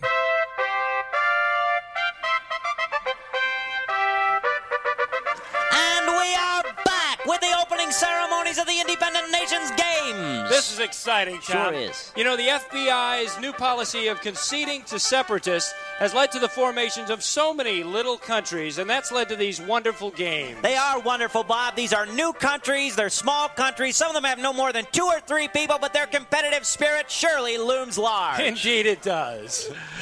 Joining us now is the ruler of New Freeland and also a recent emigre to these United States, Mountain Dougie. Good to have you, Mountain. Good to have you. I love this country. So do we. All right, back to the athletes. Representing Freemania, that is Chester Hasbro. He'll be competing in 3 events. Chester Hasbro, the discus, the pole vault, and the common law wife swap. Always a very important event. He's a good man. He is a good man. I'm sure he is. And next to him, we've got Gary, better be wary, Vendemir from the New Republic of Gary. See the G on the flag? Gary's going to be competing in the tumbling, the threatening, and the 400-meter food horde. Now, Gary's from the state of Montana. Oh, they're all from Montana, Bob. Oh, don't tell them that. But I mean, living in Oregon. Oh yeah, I think don't you also? We were even, because we ended up when we drove back. We had been down in Manzanita, and we were taken. Our GPS took us on a detour through a more rural area than the regular route, kind of up I-5, if you're familiar with your West Coast highways. But, and we really saw, it was different. And this is, of course, while, all of the protests were happening in Portland, and we're driving through, and there's all these, every different type of Trump 2020 banner, but also just driving through, and I was talking to Alicia, my wife, who, for those who don't know her, she's from Belgium. So we're talking about how, it's really not that far outside of cities like Portland and Seattle, where you have a lot of not just, white nationalist groups, but also sovereign citizens who, you're more apt to, or able to describe than I am. Because honestly, what they ascribe to is so cuckoo bananas that it's actually hard for me to comprehend. But it's funny because you're right, there is a huge sovereign citizen movement, but I never really got access to like what that meant from a process standpoint until I worked for a judge. And then you see it in action, and they basically, some of them come in and they're like filing 100 motions saying, you don't have jurisdiction over me, federal government. And there was one where it was just like, I can't remember any details, nor would I tell you if I could, but essentially it was a person talking about how there's like a bond on each of us, and that, when the government got rid of gold, and that they put a bond in each individual. And it's so rambling. I read it 4 times and I just couldn't even understand it. But wow. it is the basis of a belief system that a lot of people share, and it goes through prisons. Like wildfire. I mean, prisoners file these motions all the time I because bet. Yeah. That makes sense. Yeah. Yeah. But it's interesting because they are using the very system that they say Totally. they are not a part of. And as you say, like they're filing motions, I'm like, so they are participating in the thing they say they want to have no part of. Right. And it's funny because I think if I recall correctly, sovereign citizenism Patrol is very like heavily tied in with white nationalism or white supremacy. Oh yeah, I bet. But it's funny because like it started there, but when it went through the jails, it became more diverse. So you had all kinds of people, whether they're white or black or Hispanic, filing motions based upon the sovereign citizen argument that has its roots in white supremacy. Call John Grisham. He's got to be writing about this. Hi, John. It's me, Laura. We're sorry. You have reached a number that has been disconnected or is no longer in service. I don't have his number. I'm going to put in the like, do. You have dialed the wrong number. John? Well, and John? I'm looking. So, and I was curious because in Oregon, the Bundys. That Bundy standoff. Yeah. Those freaking guys. Yeah, wasn't that a sovereign citizen? Oh, yeah. Yeah. Deal? Citizenship. Yeah. And you do get a lot of filings in Oregon, too. Even as a civil litigator in Oregon, sometimes civil litigants would file basically sovereign claims. So in Memphis, would it be a lot of like appellations? Not really. So Memphis is really an urban area, and it's right next to Arkansas. So it's not really Appalachian. It's really more urban. Yeah. Mm-hmm. So yeah, I didn't know if it would be, people from throughout the state coming. So it's having regional. These cases. Yeah. Heard. So it's definitely regional. Oh, so Memphissians, if you will. Yes. People from Western Tennessee, including Memphians. Excuse me, Memphians. Memphians. My apologies. I was at Memphis for a weekend once. Yeah, no, it was raining pretty hard, so we didn't get to see much of Memphis. Did get to go to Graceland, which highly recommend for anyone visiting Memphis. Lived there for a year, never made it. We'll have to go. Oh my God. have to go. I know. Yeah, you have to see it to believe it. Graceland is freaking crazy. All right. And not to be Memphis Tourism Board, but I do want to say really quickly, Memphis is one of my favorite cities on earth. I've never fallen so hard for a place. It is an amazing place to visit. There's so much history there. The people are so kind. And it does sometimes feel like you're living in a John Grisham novel in the good way. Okay. How? But so explain. So as a John Grisham fan and a lawyer in Memphis, what was kind of the crossover? What does he really capture well? He captures the community of the legal profession. Huh. So one of the things that you'll see in his books is there's really like these cast of characters, right? And it's judges and lawyers and clerks, and they all seem to live in the same world and interact in a way that almost feels fictional, because you're like, well, how could they possibly run into each other this many times? But when you're in Memphis, you see that this is a small community in which they have a lot of really close relationships. So you'll go out to lunch and you're downtown and you'll like run into the mayor of Memphis, and you'll run into like a judge. And it's that kind of community that kind of makes you realize, oh, this is a city that's like mid-sized city, but it feels like a small town. And is that like the way that I just want to know, is that also, to your knowledge, the way that it is in other cities like that in the South? I can only speak for Memphis, but I can't imagine that there isn't that feeling other places too. And I've practiced now in 3 cities, Portland, Los Angeles, and Memphis, and I've not found that anywhere but Memphis. Yeah, the reason why I ask is because in A Time to Kill, Kevin Spacey's character, who's the DA, like he's very well aware of who Jake Brigance is, and he's like, isn't he still in law school? Like he talks about him like he knows a ton of stuff about him. Ailey's hired an attorney, Jake Brigance. And today ain't even my birthday. Brigance couldn't tie his own tie without that old drunk Will Banks. Well, he's telling the press he never lost a murder case. Yeah, well, he's never tried one against me, has he? But of course, he is at a much higher level. Why would he know about this peon? But if that's kind of like the way that things run. Well, and Time to Kill is a much smaller place than Memphis. But yes, I mean, I think there is that. It is a small, tight-knit legal community that you have the same people running in and you run into them over and over again. Yeah. Well, what I was saying is because I feel like Kevin Spacey's character, I don't think that he's like a Madison County person. You know, he alludes to, you know, having aspirations of becoming mayor in the, not mayor, governor in the near future. Governor, yeah. Yeah. Does anyone in a John Grisham book not have aspirations of becoming governor? I just want to ask. Well, myself, does I read those books. Does any district attorney or U.S. attorney in a Grisham book not have some type of nickname like Reverend Roy or Governor?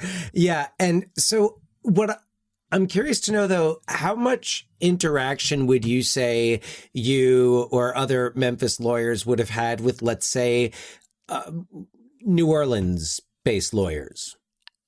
Not much personally, but then again, I was only there for a year. I think if you had someone who practiced regionally and had cases all over, you'd see them quite frequently. So it would not be unrealistic to say that characters from multiple John Grisham stories would you got to see Dan's whiteboard having. Oh, I'll show you my whiteboard. Oh dear. This will be on Instagram. Oh no. Yeah, that's Dan's whole John Grisham verse. Theories, just theory questions, chart. and by the way, and probably since I took the picture of it last, there were questions on here that have been answered. Oh, because I had some questions, and of course I did some researching to describe this visually to everybody. It looks like Dan is chasing a serial killer. We talked about it earlier. Okay, just want to make sure. I am chasing a serial, but more in the vein of a television series. Right. Yes. So, Laura, before we... And I hope it's killer. Before we talk more about your love for the Grishams, I want to talk a little bit more about your experiences in the South. And what we didn't talk about earlier, Dan, is... You know, well, we touched on how if A Time to Kill came out now, it would be given the, like, Green Book eye roll. It would be Green Booked. It would be Green Booked.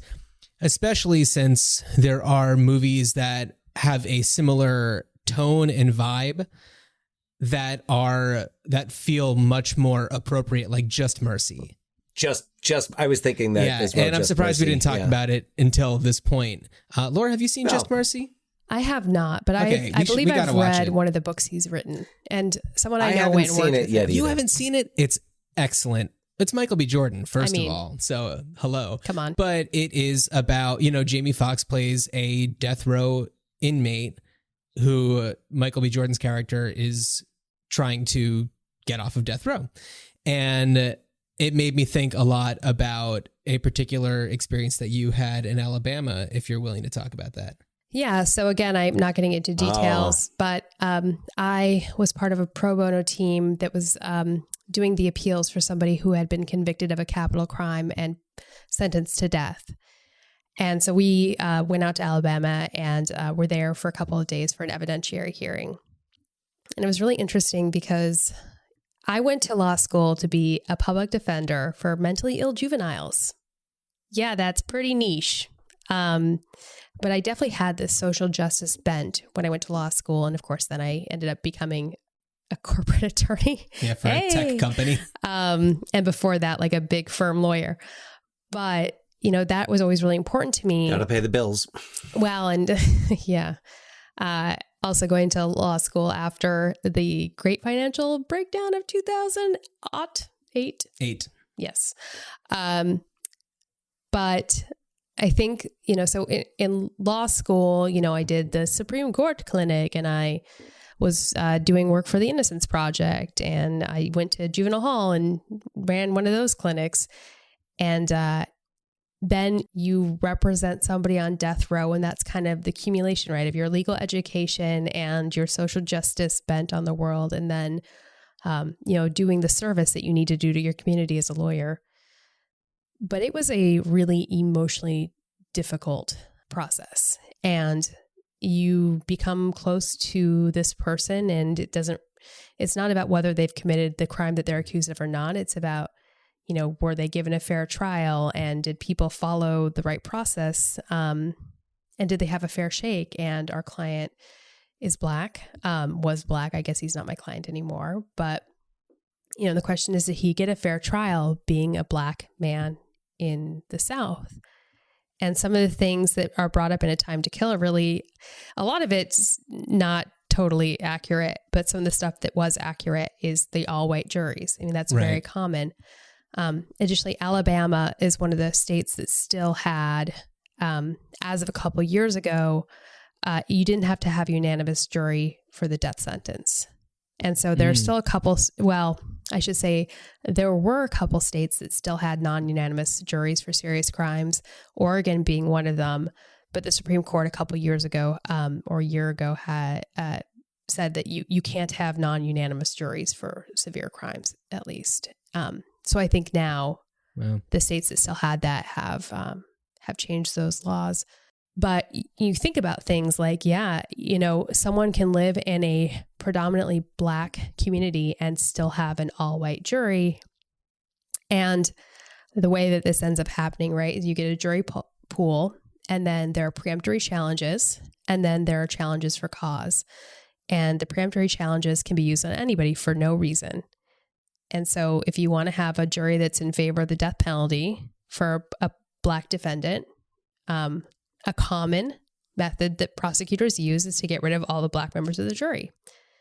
And there's a court case, or a Supreme Court case, that was decided, I don't remember when, but it's basically something versus Batson. And so when you want to challenge a jury, basically on the basis that jurors were challenged or kept off the jury based on their race or gender or whatever else, you file a Batson challenge. But it is really, really hard to prove that race or gender was the reason that a juror was held off of a jury. So anyhow, it's not uncommon to have these all-white juries in the South for Black defendants. And there are a lot of studies out there that show that you are less likely to get a fair trial if you are a Black person and have an all-white jury.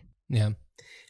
How, beyond sad, awful is it that I'm listening to you say this and I'm thinking, yeah, of course. Right. I mean, he has, Samuel L. Jackson has that line. He says, that's a jury of my peers. Yeah. And I mean, it's crazy that it is legal at all to have an imbalance, I think, of almost any kind in a jury. And I know that there's only so much balance you can achieve or attain in certain parts, but I feel like having the most balanced jury as possible ensures the truest form of justice possible. Well, and I think it's important for people to remember that a lot of laws were passed with not just with an impact that's disproportionate on Black people in America, but for that purpose.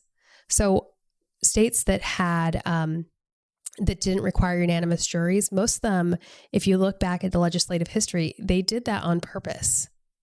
And it was for racist reasons. Mm-hmm. And that's part of the reason that the Supreme Court, stepped in with Batson as well, talking about how so many things that make it difficult to be a Black defendant are built into our laws. And it is all basically, like now those laws have a disproportionate impact. At the time they were enacted, they had an intent of racism, an intent of discrimination. Mm-hmm. And you can't get rid of that. You can't get rid of the impact of that until you get rid of the law, because the law was passed for that reason. And to me, it takes me back to the documentary The 13th, which I've mentioned before, and I basically don't shut up about, because that film, which is available to stream on Netflix, also for free on YouTube, and I'm sure other outlets, but the amount of information and history that you see just shows how much legislation at the state level, at the local level, at the state level, at the federal level is motivated by race, and what Ava DuVernay shows in the 13th it is basically maintaining slavery and maintaining control of Black people by taking advantage of that clause in the 13th Amendment that no citizen shall be enslaved by another, with the exception of those duly convicted for crimes. Or I'm paraphrasing, but that's, it's that loophole that basically says, yeah, no, we're going to still have slavery. We're just going to kind of change the requirements, and then we're going to put out the conditions so that the people we want to meet those requirements. Well, and I think they say that we're in a different society. We know we're colorblind. We don't care about things like race. And the thing is that I don't think that they don't believe that. I think that they don't understand that if you build a world based upon corrupt, broken structure, that world will reflect that structure, and it will be as flawed as what it started with. And you really have to go back to the beginning and reframe things, recreate laws, like think from scratch, because everything you've built on top of it has been built upon these discriminatory laws. Yeah. And that kind of goes back to what Samuel L. Jackson's character, Carl Lee says to Matthew McConaughey in at the end of A Time to Kill. It's like, oh, no. This doesn't mean that we're equal, or that, he doesn't say that, doesn't mean that you're not racist. It just means that we're in a different place right now. But yeah. Well, and because Jake benefits from representing Carl Lee. Yeah. His profile gets, totally. Isn't he in law school? Well, yeah. So, and it's not like he's doing it pro bono. He's still taking the money that was collected, to pay for, I think it said it's like $50,000 or something to pay the legal fees. Yeah. So there's that. I mean, but no, Laura, I agree with you, completely. I was just, in an exchange on social media talking about how I really think much of our Constitution, the language needs to be updated, and some things need to be specified and made clear. And there's so much of the language in the legislation that leaves it so open for interpretation that we have discrimination. We have, things like the Religious Freedom Act, the thing that lets you not sell cakes to gay couples. I think really going back to the Constitution, which was built to evolve with society. Why don't we take advantage of that and take what's there? And yeah, I mean, the thing is, it's impossible to make any changes to it because of the process for amending the Constitution. Well, we need to we need a big overturn. But you need to amend the Constitution to amend the Constitution. Yeah, and also I'm going to give you a few words that explain exactly why things aren't changing. Person, woman, man, camera, TV. If you don't know what I'm talking about, then you haven't been reading the news the past day. I think it's a signal. I think he's sending a code. I'm trying to think, because person P, could that stand for Putin? I don't know. Oh, definitely. Yeah. Laura, as soon as there's an opportunity, when the time is right, we will watch Just Mercy, because I think that you're going to really, it's going to be difficult to watch. And of course it's going to make you, think about a lot of your past experiences. And, but I think that you'll really appreciate the way that it's done, because it's an excellent, excellent movie. And I just want to say, like, all of these opinions are my own, obviously. I don't speak for anybody else, but God, I'm such a lawyer sometimes. But I do want to say, even if it's not possible to change the laws, even if we can't change all the laws that were based on discrimination and keeping people out of enjoying the same rights as other people, what we can do is look at the history of those laws and understand what they were done for, understand the impact that they had, and know that, rather than just thinking that the law has always been the law. And if it's the law now, then it must have been passed under the same intent as it was passed now, which is just not true. What I really wanted to ask Laura, and I know, eventually the conversation's going to have to end because you have watched these movies recently. I presume you have not read the books again recently. No, I have not. No. But having watched the movies again recently, and you've said, some things are really accurate, some things are far-fetched. I'm curious, because I have some specific questions, but I wonder if you wouldn't mind just kind of going through each of the movies and just what stood out to you as like, wow, they nailed that, or like, well, that would never happen. Well, John and I have talked about the sweaty attorney situation. And as an attorney who practiced in Memphis, I can tell you I was pretty sweaty. Yeah, and this is significantly later in time. I mean, A Time to Kill wasn't Memphis, but A Time to Kill it takes place in the 80s. So we're talking, 30 years later. Yeah, I mean, still sweaty in the South. Still sweaty in the South. So that was accurate. Just drenched in sweat. Well, I'm always curious to know about the portrayal of actual like courtroom behavior and how judges respond to the judges. And I will say, you did make a comment when we were watching A Time to Kill about the cross-examination of, I think it was one of the expert witnesses. It was the expert witness for the state. It was the doctor. Roadheaver? Yes. Sure. Names? No, thank you. Most court appearances, and I'm not talking about trials necessarily, are pretty tame. Like tame to just straight up boring. And that's not a knock on anyone who's in a court. It's not a TV show. It's not like supposed to be exciting and glamorous. It is a job where you have a judge who's doing their job and lawyers who are doing their jobs, a court stenographer who's doing their job. Trial, of course, it can be very colorful. So that part of it, I don't think is totally outrageous. I think some of the things that Matthew McConaughey was doing was really pushing his luck with the judge. And the judge said, I'm going to hold you in contempt. And I think it'd be a pretty bold lawyer to push it that many times with a judge. Not that it's never happened. I'll allow it. Overruled. I want to hear what he says. Sus, not so fast, Mr. Buckley. And some judges feel, I think, very like circuit masters, right? Circus masters? No, that's not a... Ringleaders? Ringleaders? Ringmasters?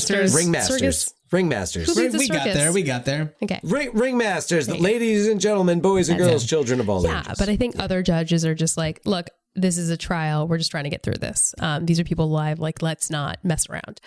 So I don't think it was accurate or inaccurate. I definitely think like some of the stuff he did in that, to me, a judge would be like, this is a mistrial. Like, you can't unprejudice the jury after you say something like that. The police officer who had his leg amputated says, I would have killed them. Yeah. And I'm like, let him free. Yeah. I'm like, that would be a mistrial. Yeah. To me, you can't come back from that. But it's such a great moment. It's a really great moment. It is a great moment. No.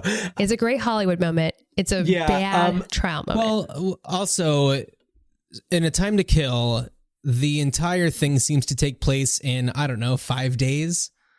Capital trials take a very long time. And this kind of leaves out. So they talk about this motion for change of venue, right?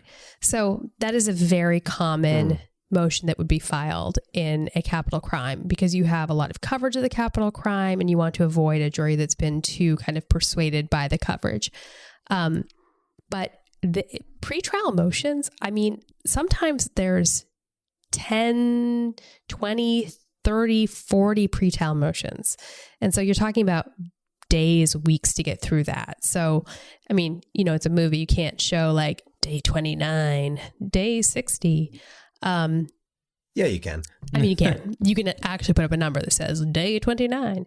But really quickly, going back to what John was talking about with cross-examining the state's doctor.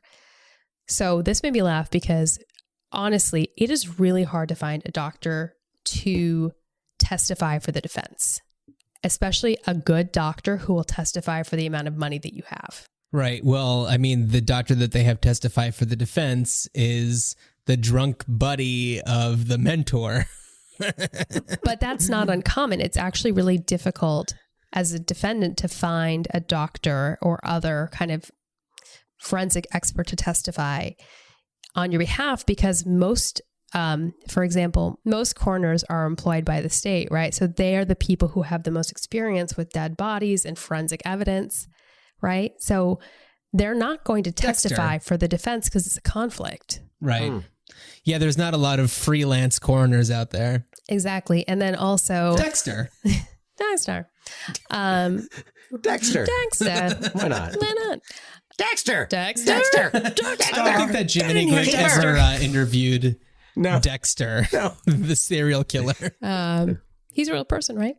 Dan's hunting him on his whiteboard. Tell me about blood spatter. Blood spatter? What's that about? It's very artistic, isn't it? Reminds me of a painting by Jackson Pollock. Laura, are you not familiar with Jiminy Glick? Oh, yeah. Now I see it. Kiefer. Kiefer. Okay, so all right. It can be very hard to find a good defense witness who's not crazy expensive. Hold up. There is also a Mr. Show sketch about expert witnesses, people who are just kind of career expert witnesses for trials. And there's like a room of them. And whenever somebody needs one, they just kind of say, all right, I need a flag expert. And I need an expert on donkey basketball. All right, and I need a hooker. I need an expert on hookers. Good, that's gonna do it. Thank you. Sir? Hi, have you got anything for me today? Sorry, kid. Oh, full up. Please. I can be an expert on anything. Just give me a chance. I work hard. My family is very hungry. I'm very hungry. Well, can you handle 10 ways to please your man? Come on. Well, so this is what you get, though, in trial, right? So, like, let's say there's an evidentiary hearing and the state has their doctor and the defense has their doctor. The defense cross-examines the state's doctor and says, how many times have you testified? How many times have you found that the person is insane? And they're like, never, right? That's how you basically undermine the jury's confidence in their evaluation. Then the state says to the defense's witness, well, how many times have you testified? How many times have you testified for the defense? And if you're paying somebody, right, that's their job, is testifying for the defense. So they're going to be like 50 times. Yeah. How many times have you found that a defendant is not insane?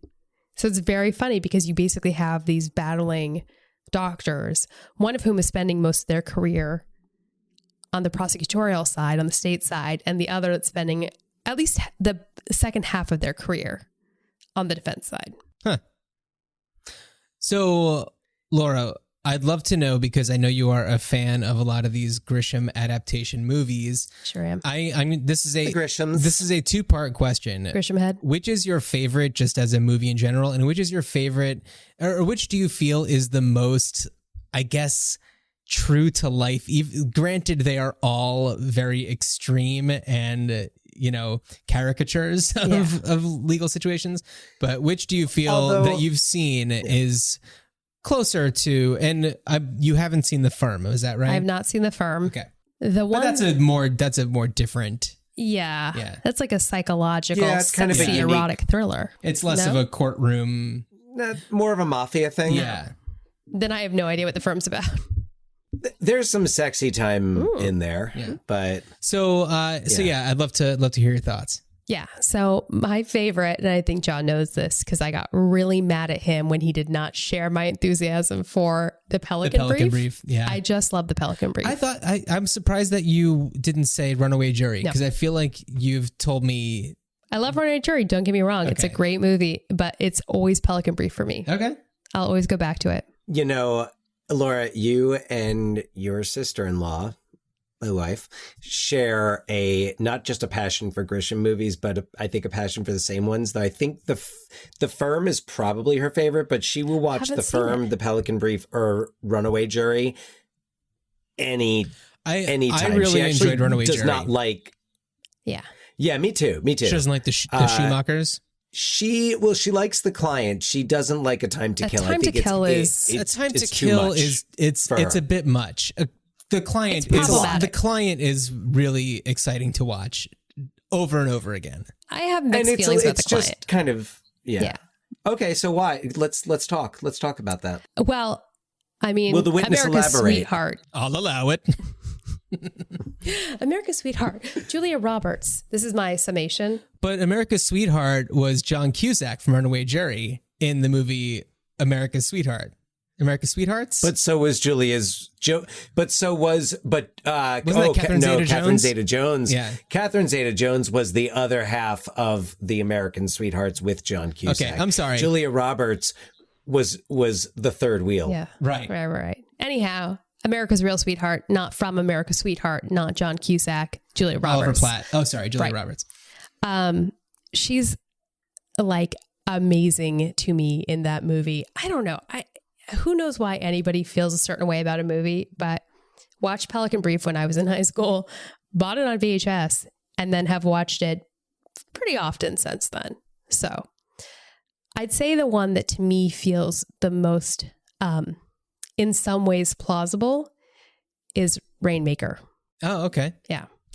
That was my guess. Rainmaker, we were talking about it before. Great movie. It's a great movie. I haven't watched it in a few years, but it's great. I love it a lot. It's great. But I have always felt that plot, that story is very much, I don't want to say ripped from the headlines because that sounds sensational. Yeah. But the insurance company screwing over somebody who's truly in need and terminally ill.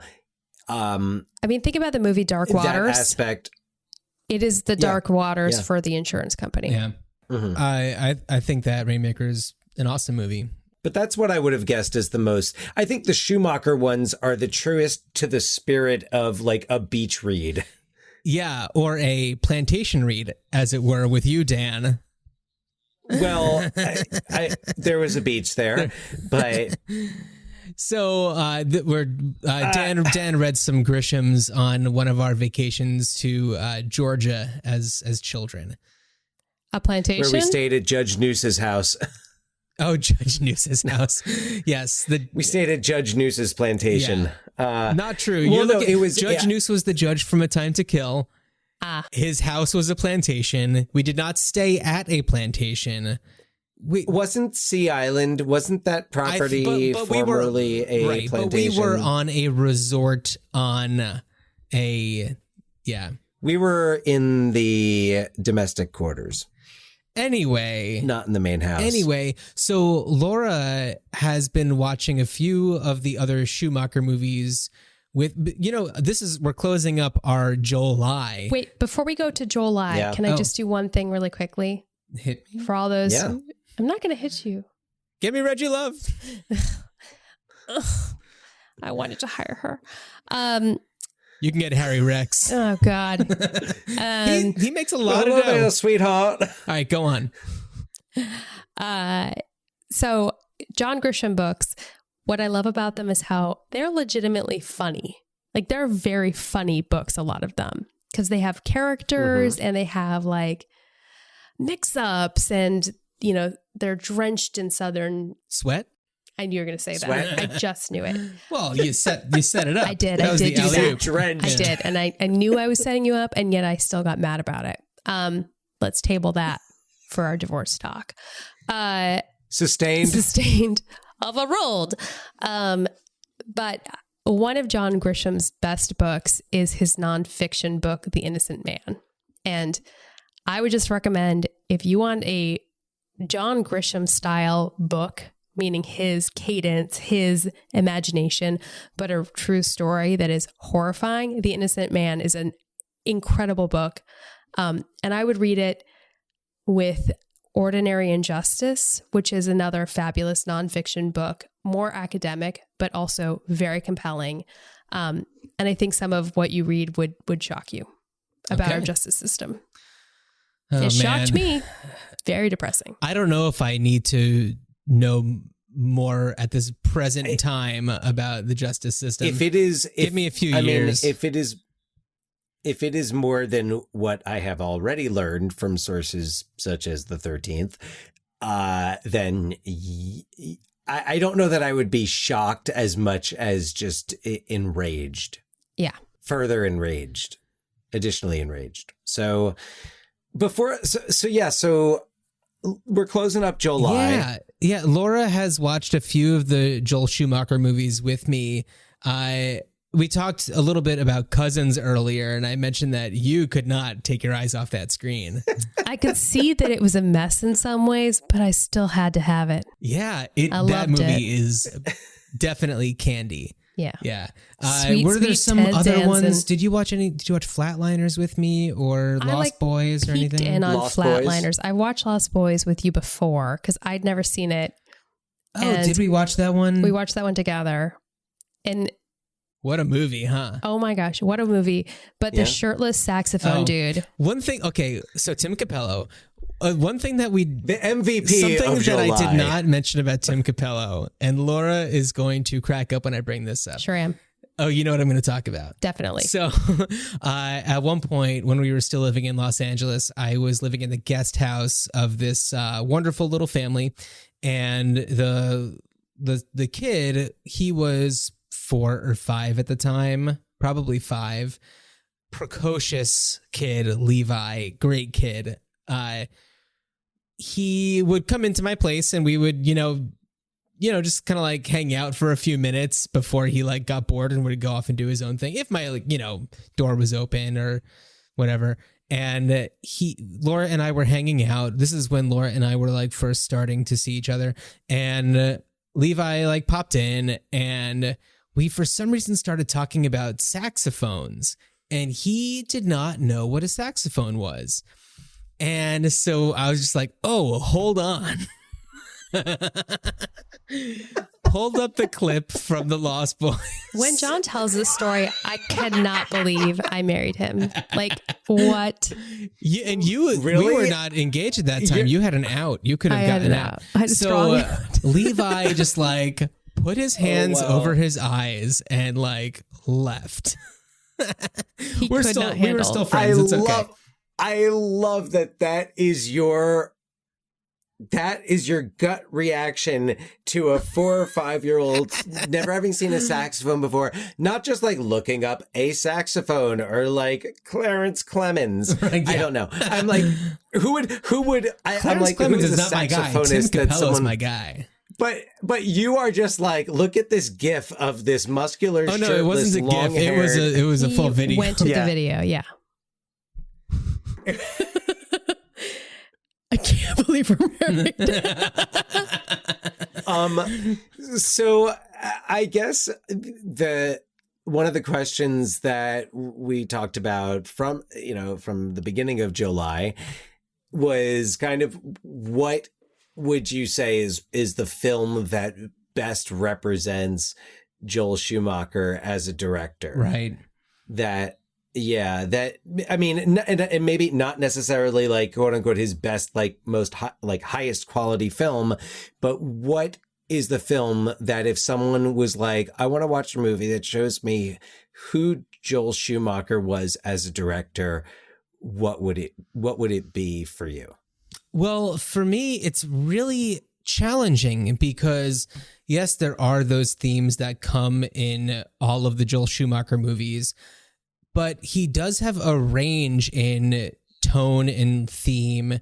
And there are a lot of cases where he really strays from what you would expect. I mean, Cousins itself tonally is extremely different from Falling Down or Flatliners. Like, he really shows range, or even something like Flawless. And Flawless. I have not seen Phantom of the Opera, which it's interesting that is the kind of first. When you look up Joel Schumacher on IMDb, that's like the first one that comes up for him. That's surprising. I would have thought it would have been the Batman movies. Well, the algorithm for IMDb is pretty mysterious, but I think it has to do with just like what people are looking up most during that time. And I guess Phantom of the Opera, for some reason, people are more interested right now. But yes, I agree. And we talked about this earlier where it's like when you see articles about his death, it's like Batman director Joel Schumacher, Batman and Lost Boys director. Those come up a lot. It's always something and Batman. Yeah, Batman comes up a lot. And I think that because those were such high profile movies and because they were riddled with such controversies as nipples on the bat suit. Oh, that. You know, they stand out, and even though they're not revered as good movies, they're remembered as being like, how many movies come out a year that nobody even remembers about? Like, so many. Maybe not this year for, you know, coronavirus reasons. Yep. And the Oscar goes to Bad Sonic Boys the for Hedgehog. Life will be a yep. Say Sonic the Hedgehog, Bad Boys for Life, Birds of Prey, which I'm so grateful that we saw. Not that Bad Boys for Life was that terrible, but I'm really grateful that we saw 1917 when we were in Austin, because that is the last movie that it could have been a saw whole lot in the worse theater. For you. So many people saw, like, Cats was the last movie they saw in the theater, and I'm like, oh, good. All right, my last movie theater experience was 1917, and it was great. So anyway, to answer your question, for me, I feel like Flatliners is actually like quintessential Joel Schumacher, because even though it is out there in every single way, people have very mixed feelings about it. It's an awesome story, which I know he didn't write it, but it's an awesome story. I feel like the way it's displayed matches the tone and the themes in the movie. It is the set decoration is completely out there. Costumes for that one are a bit of an outlier in that there's nothing that really stands out. I mean, it's very of its time. I object. Okay. I'll allow it. Objection. Sustained. I would say the red hooded sweatshirt of Billy Mahoney. Oh, yeah, it's okay. It's memorable, but it's not flashy in the way that like the Oliver Platt's, doesn't he, like his prop, his tape, like he had a very defined look. Billy Baldwin's skeleton, what the are Halloween you, Boner Man? party Costume, his Halloween costume. Yeah, So I think that, but it's not as prominent as it was in something like The Lost Boys or The Client. Well. Anyway, bury the blade. Yeah, but in Flatliners, you do get the crazy automobile, you get lots of crazy scenery, you get really bananas lighting, and I don't know. I think that for me really defines. That's a perfect example of a Joel Schumacher movie. Well, and Flatliners also another feature, I think a key feature of Joel Schumacher's signature work is kind of that young ensemble that we get in St. Elmo's Fire and Lost Boys. You name it. Yeah. Yeah. I mean, most of them, like there's outliers for that as well. Falling Down and Flawless are two. Well, Philip Seymour Hoffman, sure, not an older actor, but pairing Michael Douglas. Did you watch any of Robert Flawless Duvall, with Barbara me? Hershey. It's so good. Have you seen that one before though? No. It's really good. So just to kind of add to your list for Flatliners, I think it also he's got that young cast of the Oliver Platt and Billy Baldwin, kind of who are on their way up, and then Julia Roberts and Kiefer Sutherland and Kevin Bacon, who are main eventers, right? A-listers. So Laura, what's your pick? Your quintessential? I've not seen enough to do that, but if I had to like pick a name out of a hat or a movie title out of a hat, it would be Lost Boys. Lost Boys. I'm gonna agree with that. I'm gonna go with that. And what's interesting is before we kind of did this retrospective, I would have said Flatliners. Oh, really? For every reason you said. My second pick would have been Lost Boys, but for some reason Flatliners just like pushed it just a little over the edge for me. What was it about Lost Boys? Kimberly Scott is in Flatliners, and is she not? Is Kimberly Scott, right? Who the actress who she plays Winnie Hicks, grown up Winnie Hicks. Oh, yes. And we didn't mention an early. And she's in. We didn't mention an early role for Octavia Spencer in A Time to Kill. Oh, Yeah. yes. But yeah, so I'm going to go with The Lost Boys for the added, I think there's a humor. There's that balance of humor and horror in The Lost Boys. And even though like Flatliners to me has that like the gothic steam and like the poorly lit med school and Kiefer Sutherland's crazy blue lit apartment, like Flatliners has a little bit more of that than The Lost Boys, but Lost Boys has a touch more of camp to it and humor. And I think he does a great, where he has your, in casting your, the Coreys and, then you've got on that mid-level Kiefer Sutherland, Jamie Gertz, Jason Patrick, Alex Winter, pre Bill and Ted's Excellent Adventure, which, by the way, exciting news, Bill and Ted Face the Music is going to be available to stream on September 1st. Yeah. So, which will make it the number, it'll win Best Picture. So I'm so excited. But I think The Lost Boys, and then, of course, Edward Herrmann and Diane Wiest and Barnard Hughes. Barnard Hughes is fantastic. And the chemistry between them all, the humor, the excitement, the mystery, especially when the first time that Michael goes and rides with David and jumps off the bridge and eats the maggots. So I think for me, I would start with Lost Boys, but I think Flatliners would definitely be my next step. So we're talking about the Coreys. We've talked about Brad Renfro. It's a perfect opportunity to talk about our next episode. We are going to be joined by the author of Child Star, the new graphic novel by our next guest, Brian, quote unquote, Box Brown. Box has written graphic nonfiction. He did one about Andy Kaufman, one about Tetris, the criminalization of weed, and Andre the Giant. So, So he's going to come on to kick off our next month of films, which are going to focus on those child stars, since Box is the author of Child Star, and he is going to. Dan, do you want to let everybody know what movie we're going to kick it off with? This is Box's choice. Yeah, it's Heavyweights, 1995. I am very excited. Never even heard of it. So, talking about child stars, we got Kenan Thompson, Aaron Schwartz, Aaron Schwartz, who was also in Mighty Ducks. Some of the older actors that we have. Older. They were probably in their 20s at the time, but Ben Stiller, Paul Feig. It's going to be Tim Blake Nelson. Oh, Sean Weiss. Tim Blake Nelson, who is really great in Just Mercy. Bringing it back. Okay. He is. I'm just saying. All right. So I'm excited to see next week we're going to be joined by Box Brown. I'm really excited. We're going to talk about Heavyweights.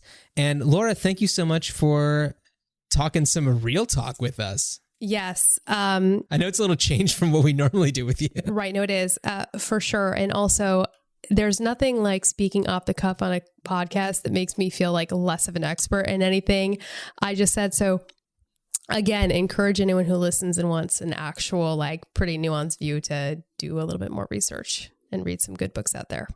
That's fair. Oh, yeah. Okay. And if you have any if you have any questions, please email us at ruinedchildhoodspod@gmail.com. And follow us at Ruined Childhoods Pod. This court is adjourned. Order. And good jury. And good sustained. Good jury. Good jury, everybody. Good jury. Good jury. La la la.